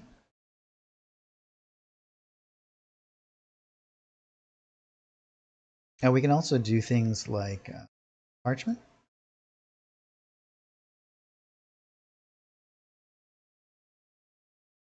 Which we can add in all kinds of different effects. You might want to put this above. And I would do something like this if I was going to be giving this to my players as like a handout of an actual map or something. This down.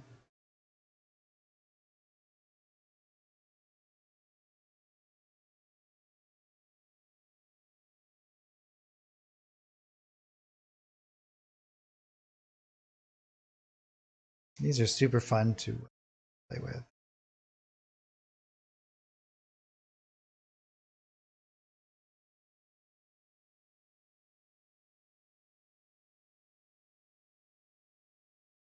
But yeah, we could go in and do tons more of like little bits of work here and there, but I think that that is a fairly complete image.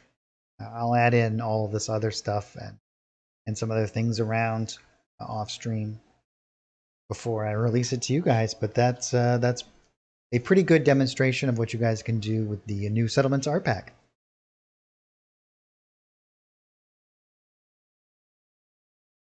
Well, thanks, guys. I'm going to take a short break. I'm going to heat up my coffee and stretch my legs for a moment. And then we get back. We're actually going to dive into making something new. So I'll be right back. Just hang out. And thanks again, everyone, for watching.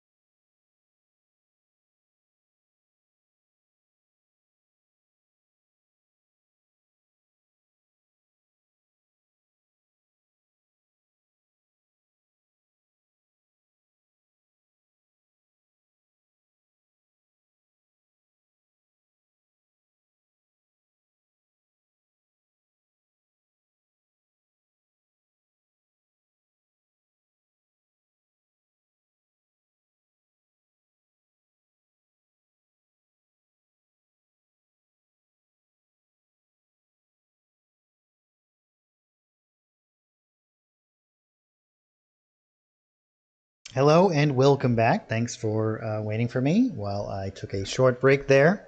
Appreciate it. And we're back at it. We just finished up this map, and it is in a pretty good, solid state here. As I said, I will finish up these other little bits and add in some small little decorative elements. Yeah, no breaks. Back to work. And do all of that stuff. But I'll do that off stream rather than just watching me place little plants around and whatnot. We'll get into some other fun stuff. So I'm going to be closing that down. We're going to create a new image record. I actually am going to be doing, we're going to be building a spaceship. So I've had a few different people inquiring about the spaceship art package. We have used it in the past a couple of times, and so we're going to jump into a nice little scene with that as well. So we're going to get into our spaceship art pack here. It does come with a single background for space. Oh, interesting. We'll have to... So if you guys are unaware of this, because it is named exactly what I'm pulling out here, we'll try and rename this. This is something that we actually built in the stream here a while ago. So I'm just going to rename this ship and station. And now when I drag and drop this out, we'll get a brand new iteration of this.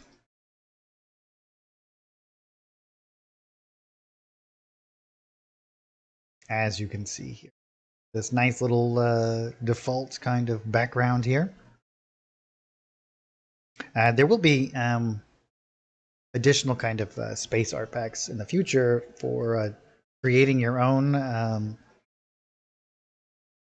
environment like this, but this is what we'll have for our defaults in the beginning here. So this is divided up between brushes and decorations, and then our decorations are all of the different parts, like wings and propulsion systems, armaments, hulls, and then all of these other mechanical type parts that we're going to see on the outside here. And so these are all basically little bits that we can put together and create any kind of system that we want to here.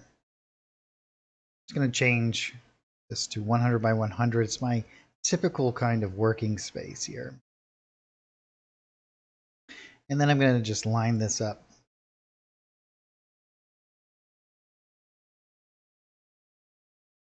And what I will actually do is I'm going to start off with these hull parts, and we have some base kind of larger ones, and depending on whatever shape that I'm trying to create in the initial creation process. Now, I don't have anything in particular in mind, so if you guys have something that you'd like to see made, throw it right at me, and we can make it work. But as it goes right now, I'm just going to kind of go at it willy-nilly and show you guys how all of these pieces kind of work together.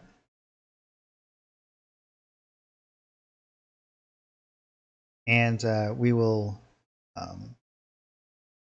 start off with, and basically the way that this is set up is that we have three particular very design style elements here, right? We have this one, which is this very industrial kind of metal pattern, and then we have this one, which is a little bit different here, and then we have just this kind of scratched up material here.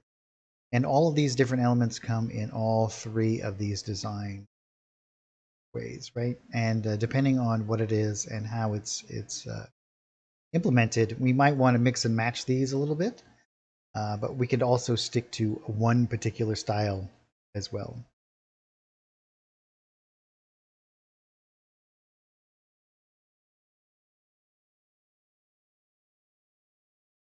Ooh, a bulkier freighter ship? Yeah, that sounds fun. Oh yeah, name it the willy-nilly. That sounds like a good idea. Let's do that. And so there's a couple of ways that if I have a preconceived kind of idea of what I'm going to be creating, and I'm actually going to change the size of this. I want this to be quite a bit bigger because this is only 25 by 25. So I'm going to make it, let's make it 50 by 50. We can change this later too. Line this up with my grid system.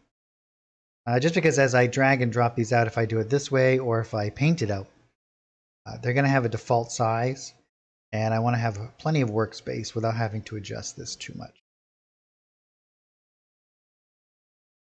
Do you guys? Here's a question that I would love to hear from the people who generally view my show. Do you guys tend to paint more, or do you drag and drop the images more often?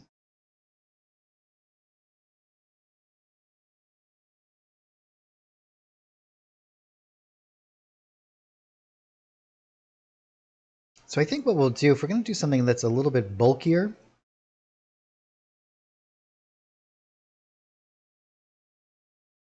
let's make it more square, and we can build off of more of like a rectangular kind of shape. And then we can do like some rounded elements. Maybe what we'll do is something along the lines of yeah. I think I have a pretty good kind of idea of what I'm going to do. So I'm going to drag and drop some of these elements out here. And I think what I'm going to do is do like a rounded kind of element, but we'll do it. As you can see, these just match right up. We can just kind of drag and drop these. And what I think we'll do, I'm just going to move this over.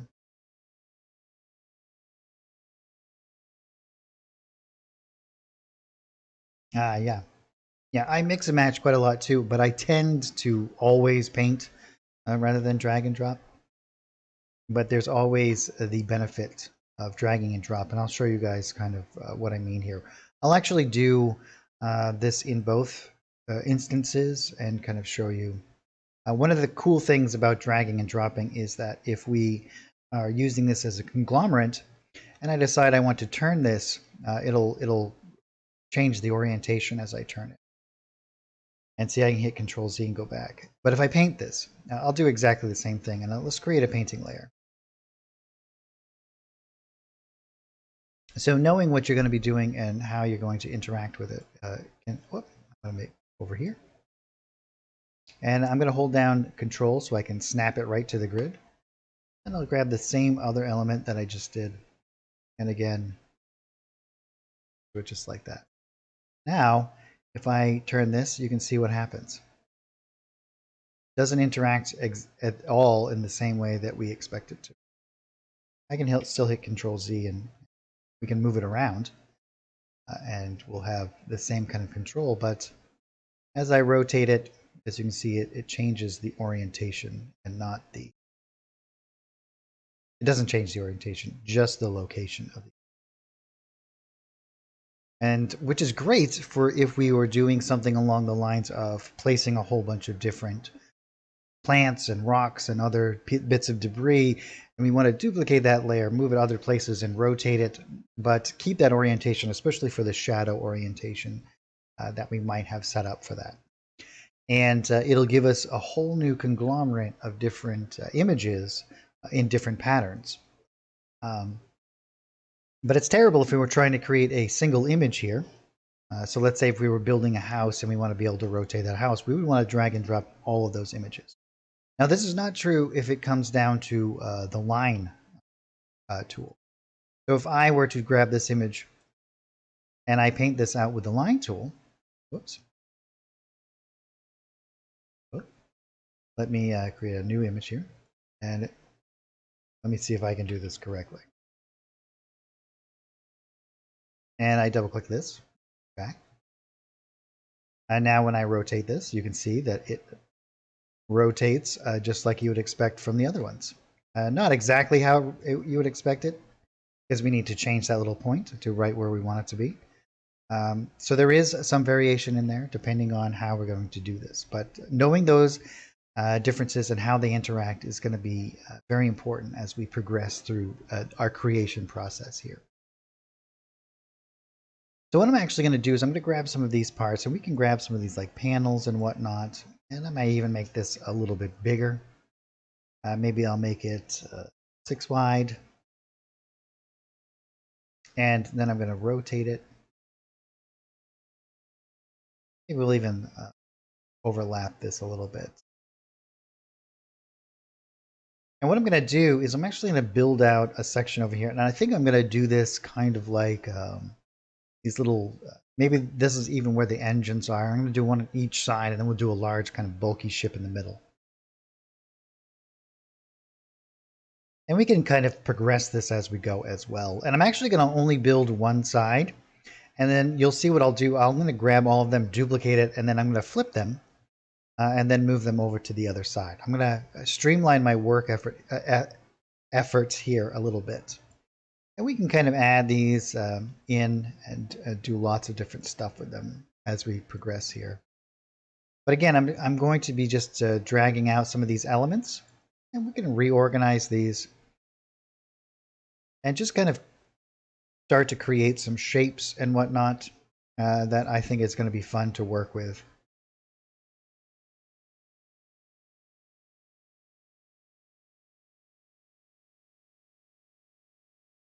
And we can use some of these other elements as well, because maybe we'll grab something like this. And again, I'm going to hold down Shift to maintain its ratio.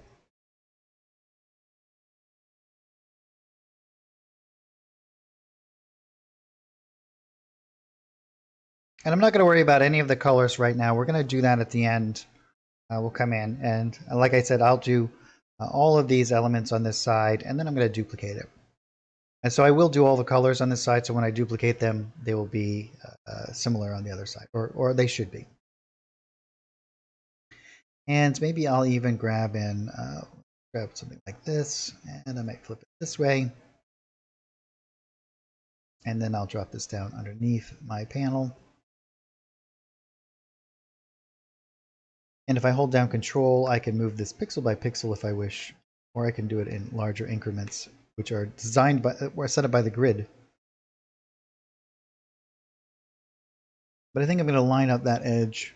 See where this right here? I'm going to line that up with the edge there. Perfect. So that's a nice little element. I might move this. Maybe we'll change this a little bit here. Squash it down and widen it out. Maybe this is like a fuel tank. And then we'll do like an engine on the end here. I'm going to come back up into my propulsion systems here. I have all of these different like engine shapes and whatnot. So maybe I'll grab something like this.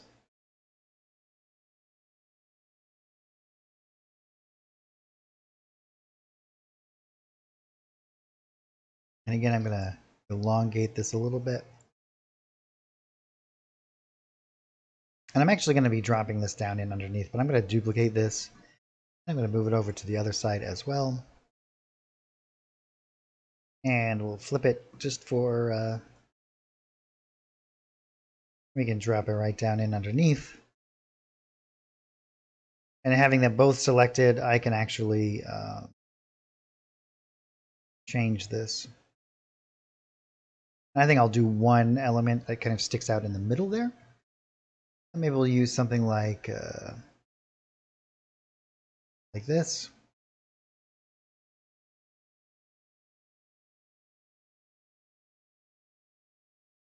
And drop this down in underneath the panel there. And again, I think I'll squash it down a little.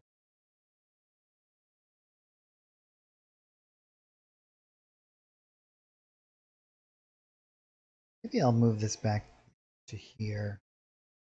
Widen it even a little bit more. Get this nice kind of silhouette here. We have this nice kind of relationship between all of the rounded elements and then these rigid kind of rectangular elements. And then I'm going to do some connectors that are kind of coming off on the side. Yeah, that's pretty cool.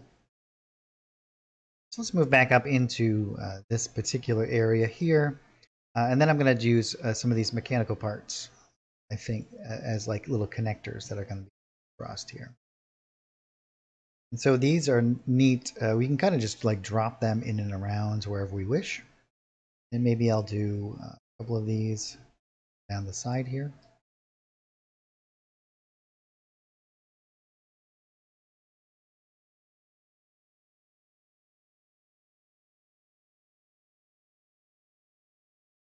And I'm just going to line these up into squares. And we'll select all these. I'm holding down Shift to do that.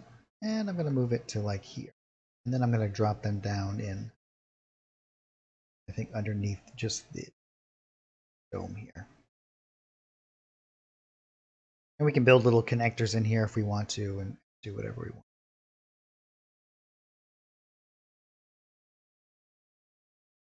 And we have some of these kind of elements as well that we could use in a similar kind of fashion. We could actually kind of line this up with this if we want.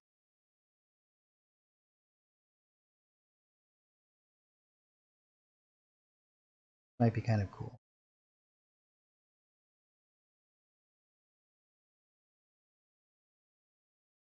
And you can see I can put in as much effort as I want to building this up on this one particular side because I'm just going to duplicate it and put it on the other side. So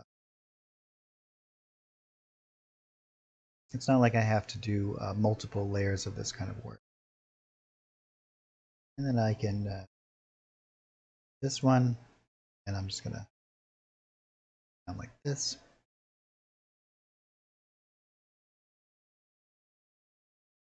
More. And we'll drop these again down in underneath the dome.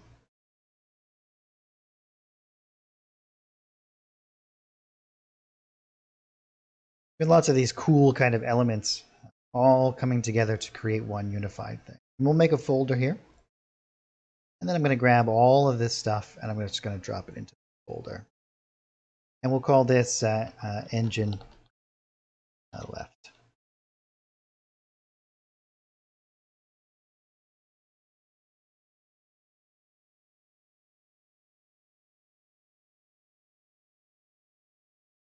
So before I even get into building this middle section, I think what I'll actually do is begin to build out half of this other side, because I think I'm going to do it in a very similar way. I'm going to build half and then I'm going to flip it. This will allow me to really get in here, work on adding lots of detail, all of the different elements that I think that I might want. And then flipping it on the other side. It just frees up a little bit of my interactions here. I'm going to go into my hull parts again. And again, we have also like, whoops. We have wings and whatnot. So all of these shapes are going to come in super handy as well. Especially in this particular instance. And I think that something like this is going to work good. And I'm going to drop this down in underneath.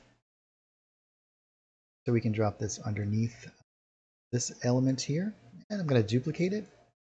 And I'm going to flip it this way.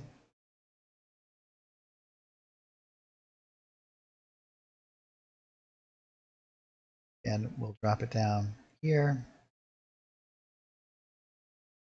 And I think I'm going to make it 20.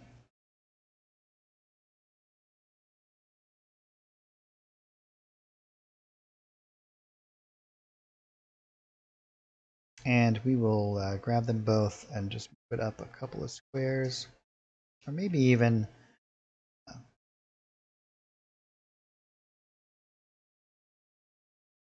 something like this. Yeah, that's pretty cool.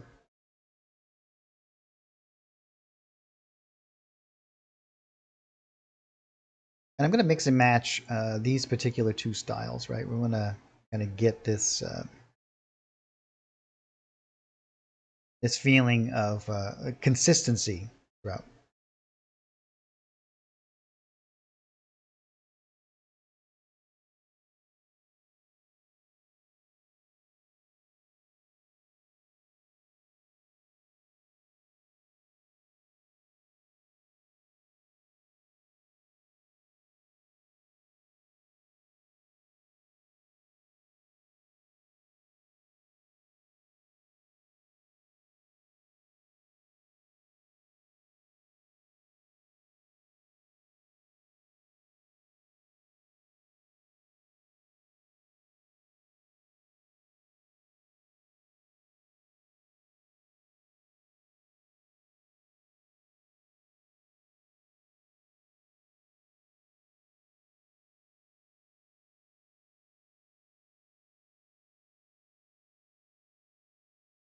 And I think this one I'm going to actually, well, we'll see. We'll see what we start to build on the inside here.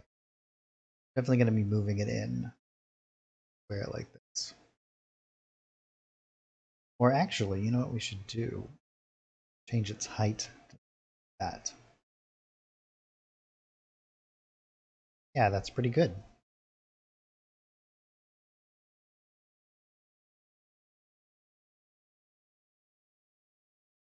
And then we have some of these cool taper elements. I think I'll grab something like this. And I think what I'll actually do here as well, I'm going to have some elements above and below. So let's make a new folder. Middle left top. And drop this down in underneath here, and we'll grab these. I'm going to organize these so that I can quickly duplicate them, as I said, and then flip them to the other side. And then I'm going to make a new folder, and this is going to be middle, left, bottom. And we'll drop this down in like this. And now we're starting to organize things a little bit better here. And so now let's make this quite a bit wider. Maybe I'll make some 4. But I'm going to make it not quite as tall as something like this.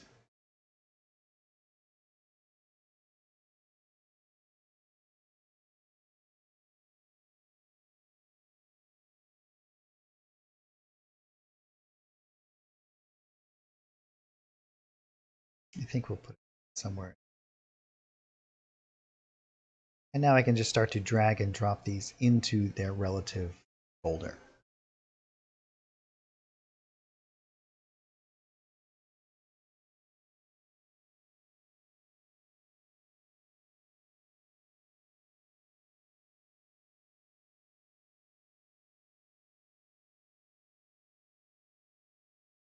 And again, I can drop this down in here.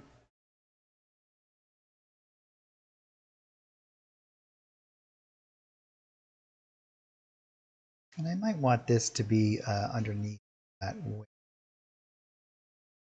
That, and then I'll take these squares and I'll drop them down. Start to organize my layers here a little bit better.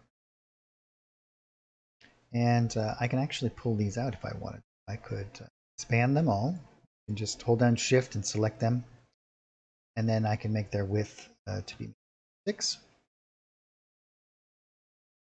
And start to use them as like a space filler in. Now, one of the great things about putting these into layers immediately is, let's say, for example, I want to duplicate this. I can. Well, they used to stay in the actual folder themselves.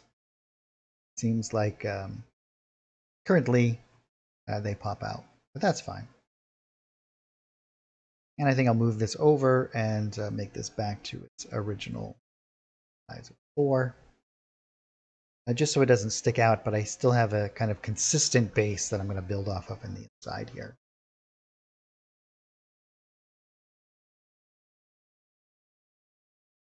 And I'm going to start to pull out some of these more interesting kind of elements.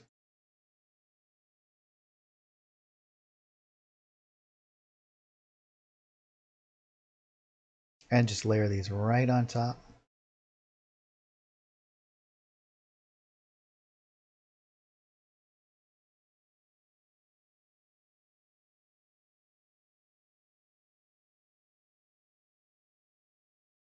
My main focus right now is just to make an interesting kind of interaction with.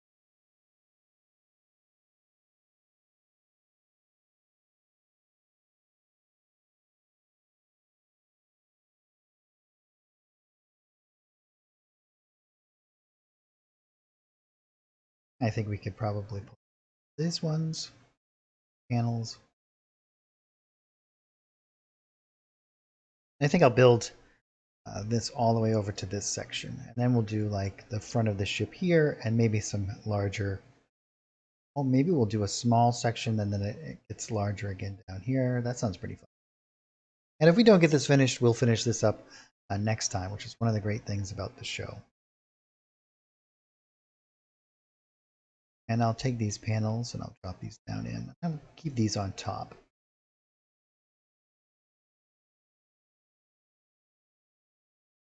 And I think I'll duplicate it to be something like that. And we can drop these underneath those panels. Because I think I'm actually going to do, I'm going to duplicate that one. And I'm going to flip it vertically, move it down in to make this kind of shape.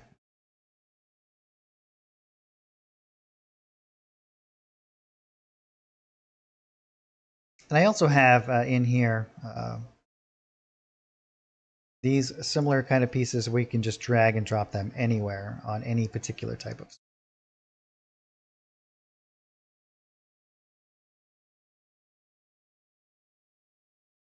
And this is super fun for creating these kind of interactions, because this will help create this the illusion that this is all one piece, right?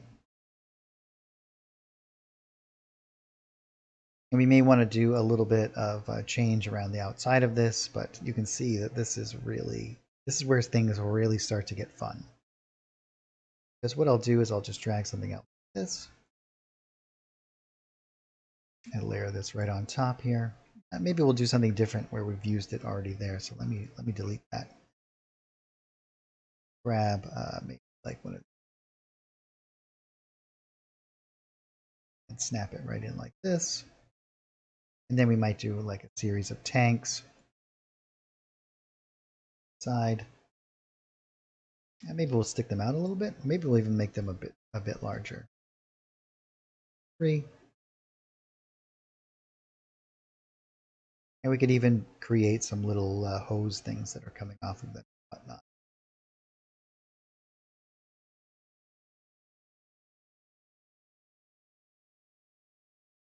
So if you guys didn't know, you can also do Control-C, Control-V. For these images, you don't have to use the duplicate button. And we could even do, like all of these, I can do Control-C, Control-V, and you can see it'll make, well, I guess it only makes one. It is a nice little shortcut if you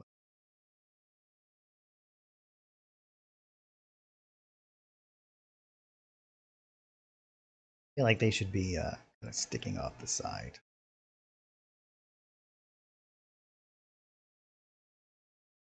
And we'll have to do some other elements here, like make it seem like it's connecting a little bit better than there. I think what we'll actually do this.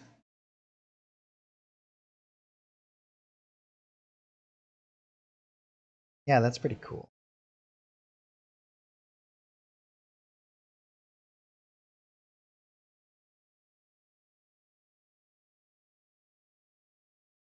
And then grab these and drop them right down and underneath.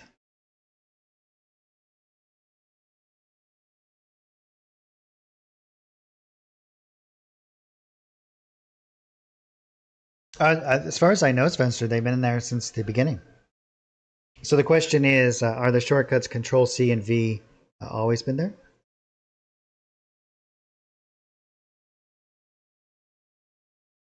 Oh yeah, unless you're left-handed.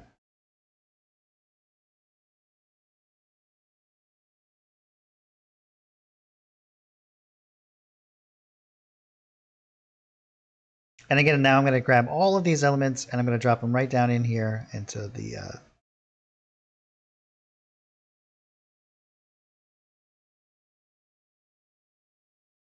maybe a second here.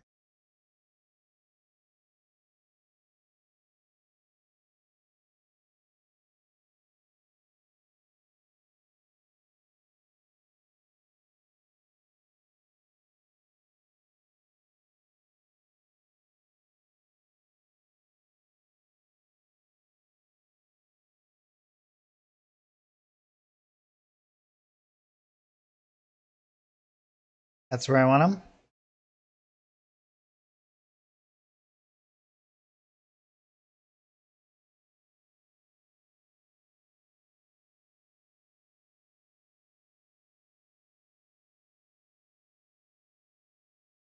And let's go into some of these other elements here. I think actually I'm going to use a couple more wings to pull out this lower section.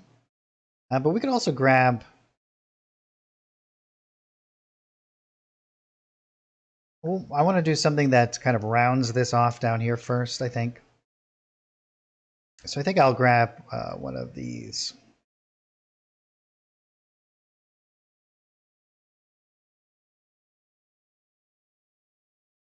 And I think what I'll do is make this a bit wider to fill up that entire section and then drop it down in underneath all of those elements, just to kind of round that out.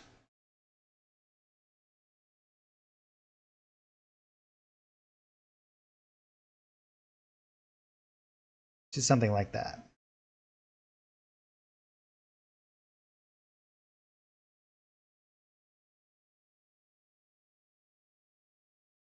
And then we can start to build out.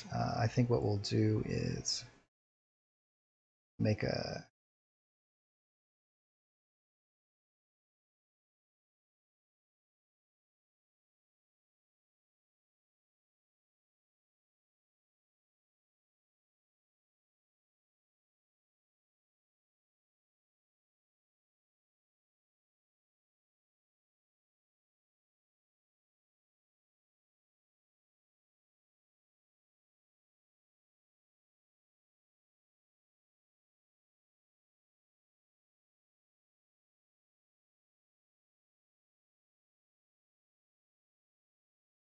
Yeah, that should work pretty well.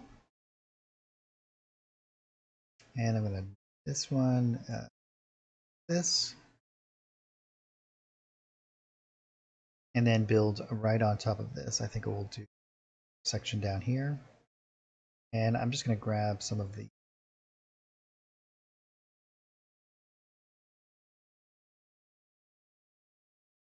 panels. And I'm actually going to grab a couple of wings.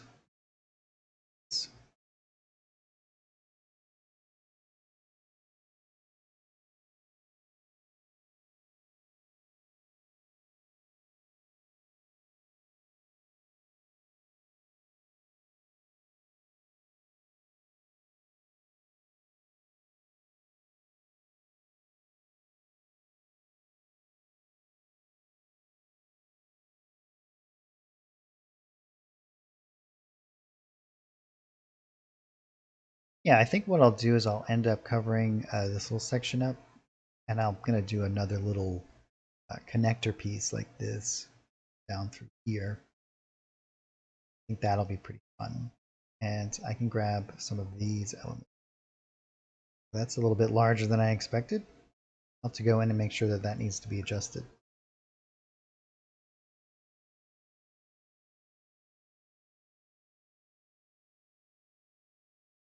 And we'll make this a little bit of a taper here.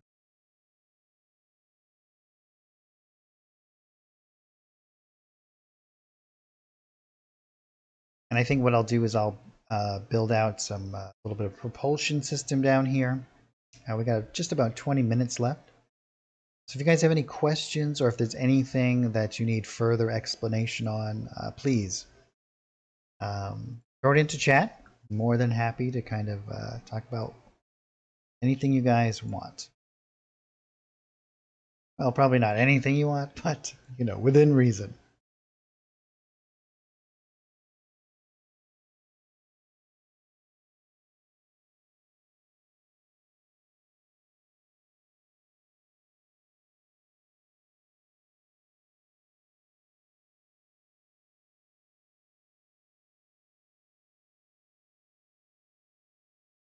Yeah, exactly.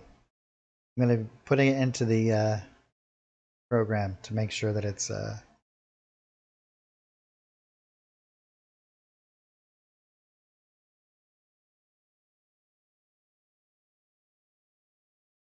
And we'll drop this down in underneath these tanks.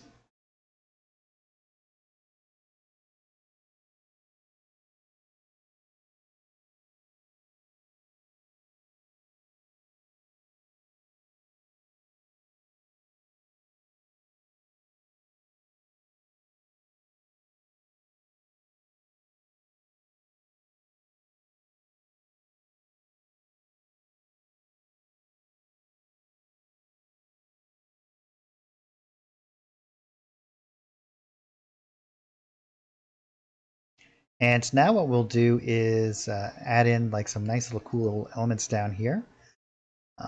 And I'm going to do all of the color work and everything that I want to do on this side before I flip it. But I am going to flip it for you guys just so you can see exactly what I'm talking about before we end up here.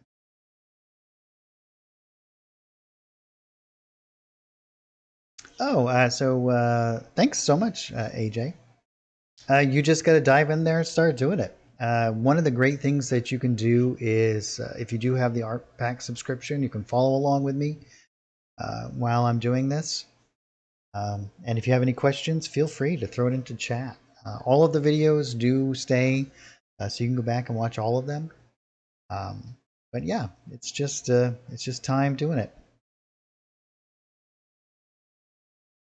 Grab some of these propulsion elements, I think, and or maybe I'll just use the same ones that we used before for consistency, or maybe we'll add in maybe one major one, something like this, and I can increase its size to, and we'll just drop it here, and then we can drop it all the way in at the bottom. Oh, this should be in the, some of this should be in the under.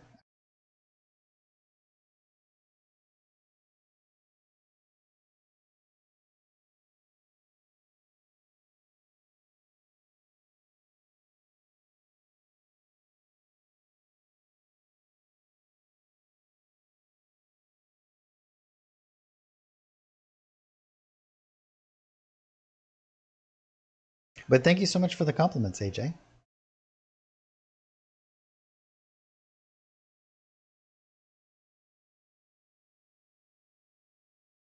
Well, that's a great question, and I am not sure about. So the question is, it's about organization of the elements, and but we could possibly go in and reorganize some things. I think that these are going to be a little bit too. I'm going to squash this one down a little bit, and make it a bit wider. Kind of put it in like this. I think maybe do a couple of elements down here.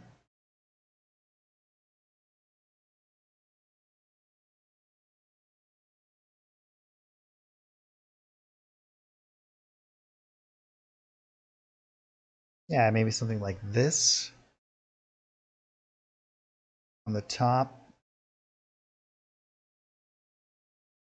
I think.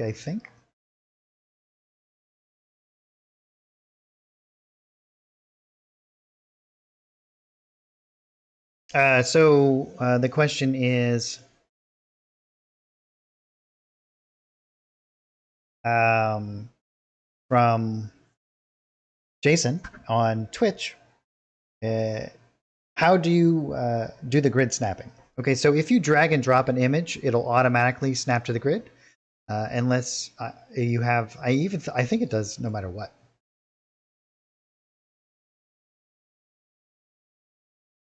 So it'll always snap to the grid if you drag and drop. If you're painting an image, you hold down Control. So here, if I decide to paint, let's see, I paint out a little thing. If I hold down Control, it'll snap to the grid. And so as I come out, it will adhere to all of this. So painting, you hold down Control. Otherwise, it'll always snap to the grid if you dragged it out. Yeah, you bet. We'll add something like that there. And then I think we can do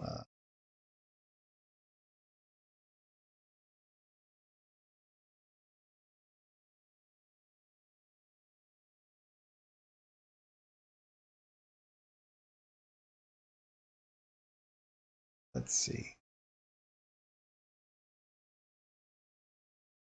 We'll grab something along these lines.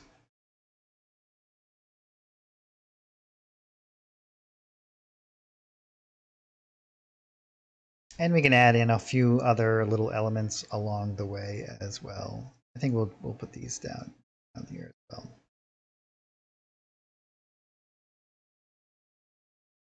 And we should actually build this out here. But as we're getting almost to the end here, I'm just going to finish up a little bit, maybe something simple up here. And then we'll flip it and do the other side. And then next time we'll finish this whole ship up, which will be really, really fun.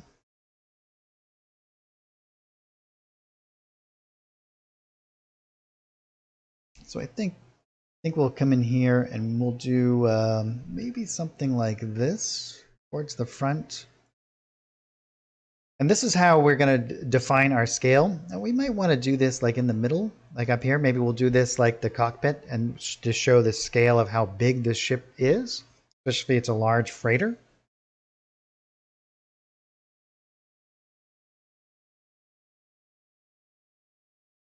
I think we can drag something like this out and I'll do it. So as you can see, it's a lot of mixing and matching and figuring things out.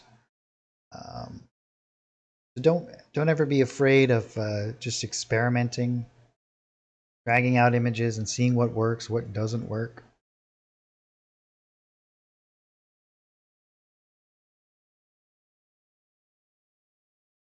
I think delete this one for right now.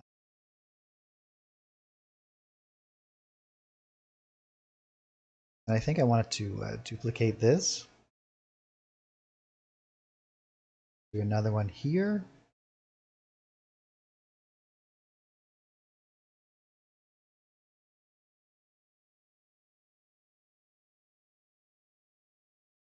And I think I even want to go down into the engine here. And I'm going to add in a couple of other elements over on this side. Go back up into here. I think that what I'll do is maybe add something like this. And drop this down.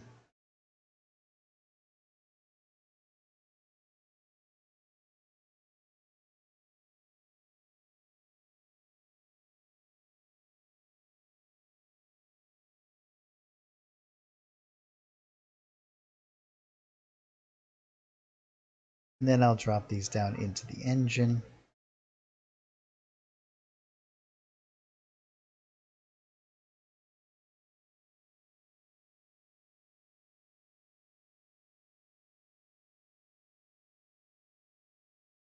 Yeah, that's pretty good. And now what I'm going to do is I'm going to grab all of these and I'm going to duplicate them all, as you see here.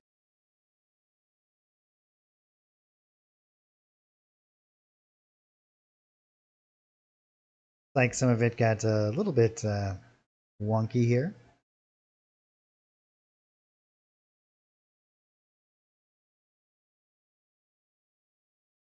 Let's try doing it one at a time here.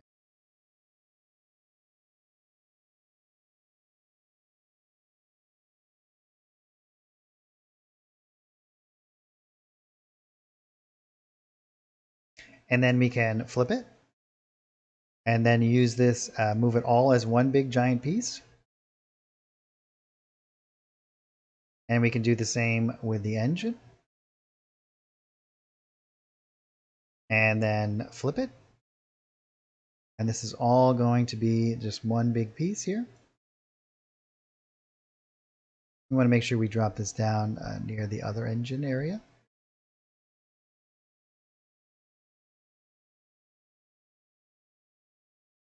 And we want this to be I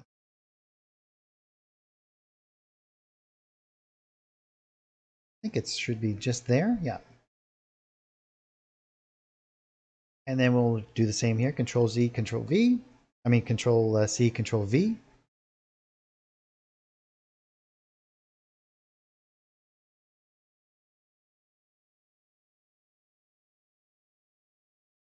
And then we'll drop it down to its appropriate place.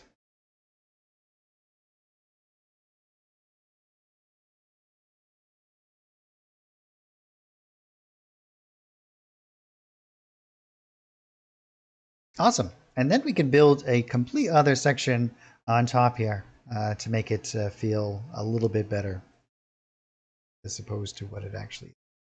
Looks like that some of this is just a little bit off here. It's like we'll have to take this one. Like it needs to go down a little bit. No, it's pretty close here. Looks like that this one needs to just go up thereabouts.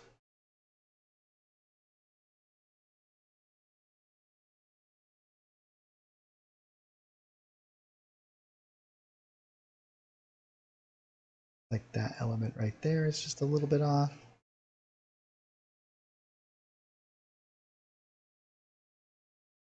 But with some minor adjustments, you can see that we have completely duplicated the entire side.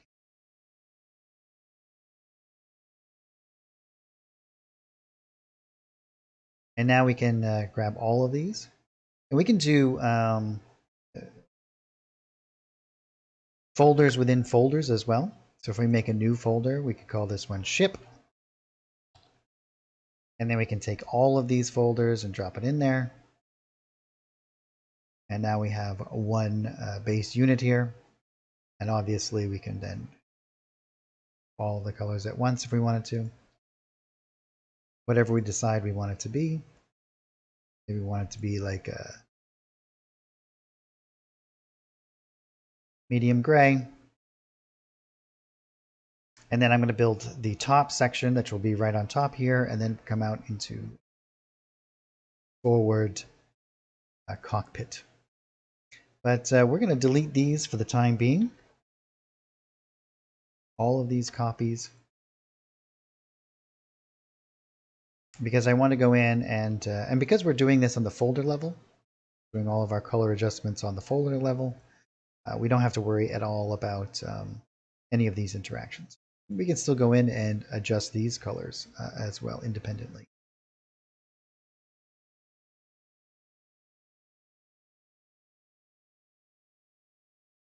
But we'll actually go in and do all the color work on this side before we duplicate it.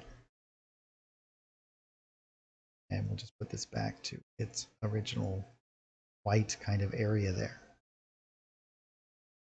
And I think we'll actually go in and build, do a lot more little detail-y kind of stuff in through here before we switch it over. Add in lots of cool little elements and whatnot. Needs to be up to that. Yeah, very cool though.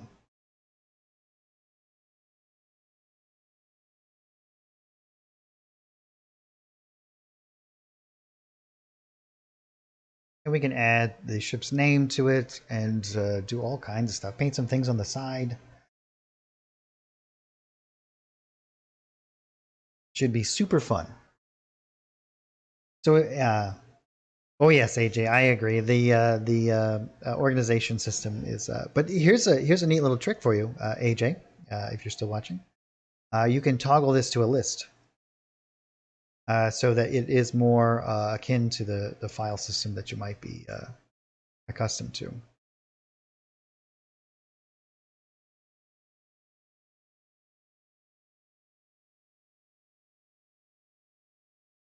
And make sure you use your search functionality. So if you need to look up for something like fire, you can just do a quick search for that. Yeah, you bet. But yes, any sort of requests along those lines. We're a small team, so we have to take things in stride and do any sort of adjustments dependent on the player base, right? So make sure that you know, if you do have a request like that, if you want to change, if you want to see something changed inside of Fantasy Grounds, we have a place to do that. I don't have the link here, but I'll get it for you for next time. All of our requests, and the more popular a request is, the more likely it's going to happen sooner rather than later.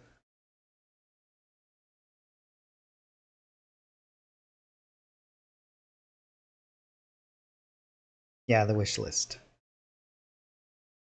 I know all of these features have been here for a while. One of the things that it's just getting the information out there, right? Like letting everybody know all the stuff, which is why we do these streams, so you guys can get as much information as possible about. There's just so many features in Fantasy Grounds. It's hard to keep track of them all. Believe me, I know. I actually find out new things all the time. Things that you can do inside of here.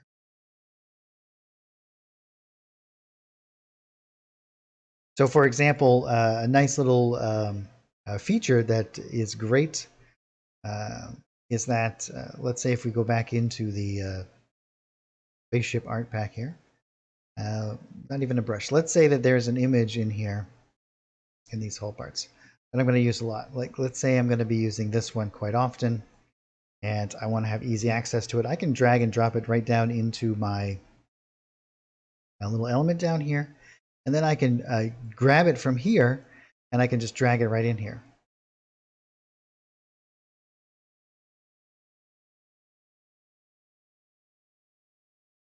So if there's something that I'm going to be using a lot, and I can even drag it from here and add it into up here if I'm going to be painting with it.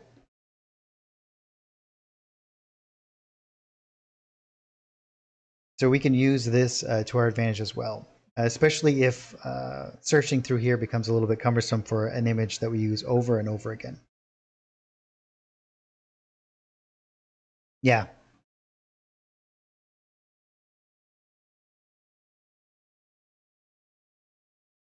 So let's just delete these. And I'm just going to name this, let's see, well,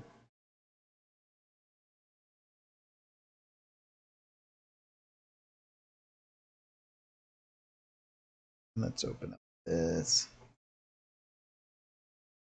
Because we did do the crashed spaceship a little while ago. As you can see, we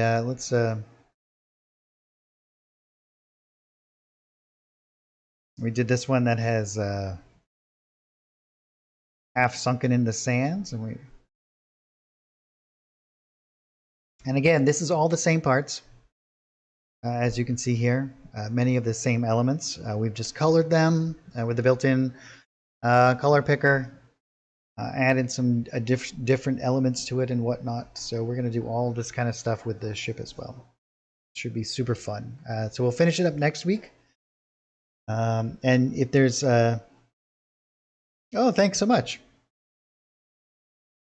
Yep, this was completely built inside of Fantasy Grounds with our art packages. We're going to add in all of the shadows like we did here. All of the shadows are added in with effects layers.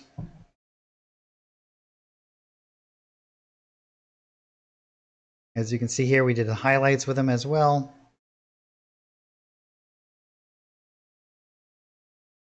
And everything that we build on the stream will be available on the Forge for free, as long as you have the art subscription or the art packs that we used. You'll be able to use it in any of your own games.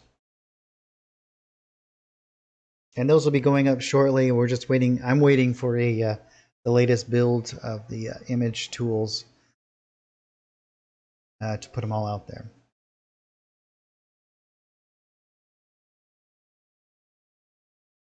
So we just got a couple of minutes left. Is there any other questions that I can answer for you guys, or is there anything else that I can do for you guys before I sign off?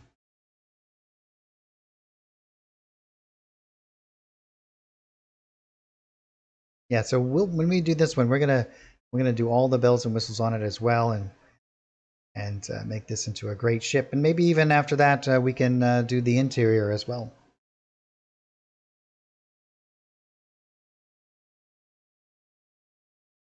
Awesome, guys. Well, I am here every Saturday from 3 till about 6. So we do a 3-hour stint. I always really look forward to it. I really appreciate you guys coming and supporting us and watching the streams. It's great fun. So please, if at any time, please stop by on a Saturday afternoon. I'll be here. If you have any questions or if you have any requests, please let me know. I'm more than happy to show anything that I can do, or any sort of demonstration, or if you need some help with something that you're having a hard time figuring out, I am certainly here to help you. So thanks, guys, so much. Have a great weekend, and we'll see you next time. Take care, everybody.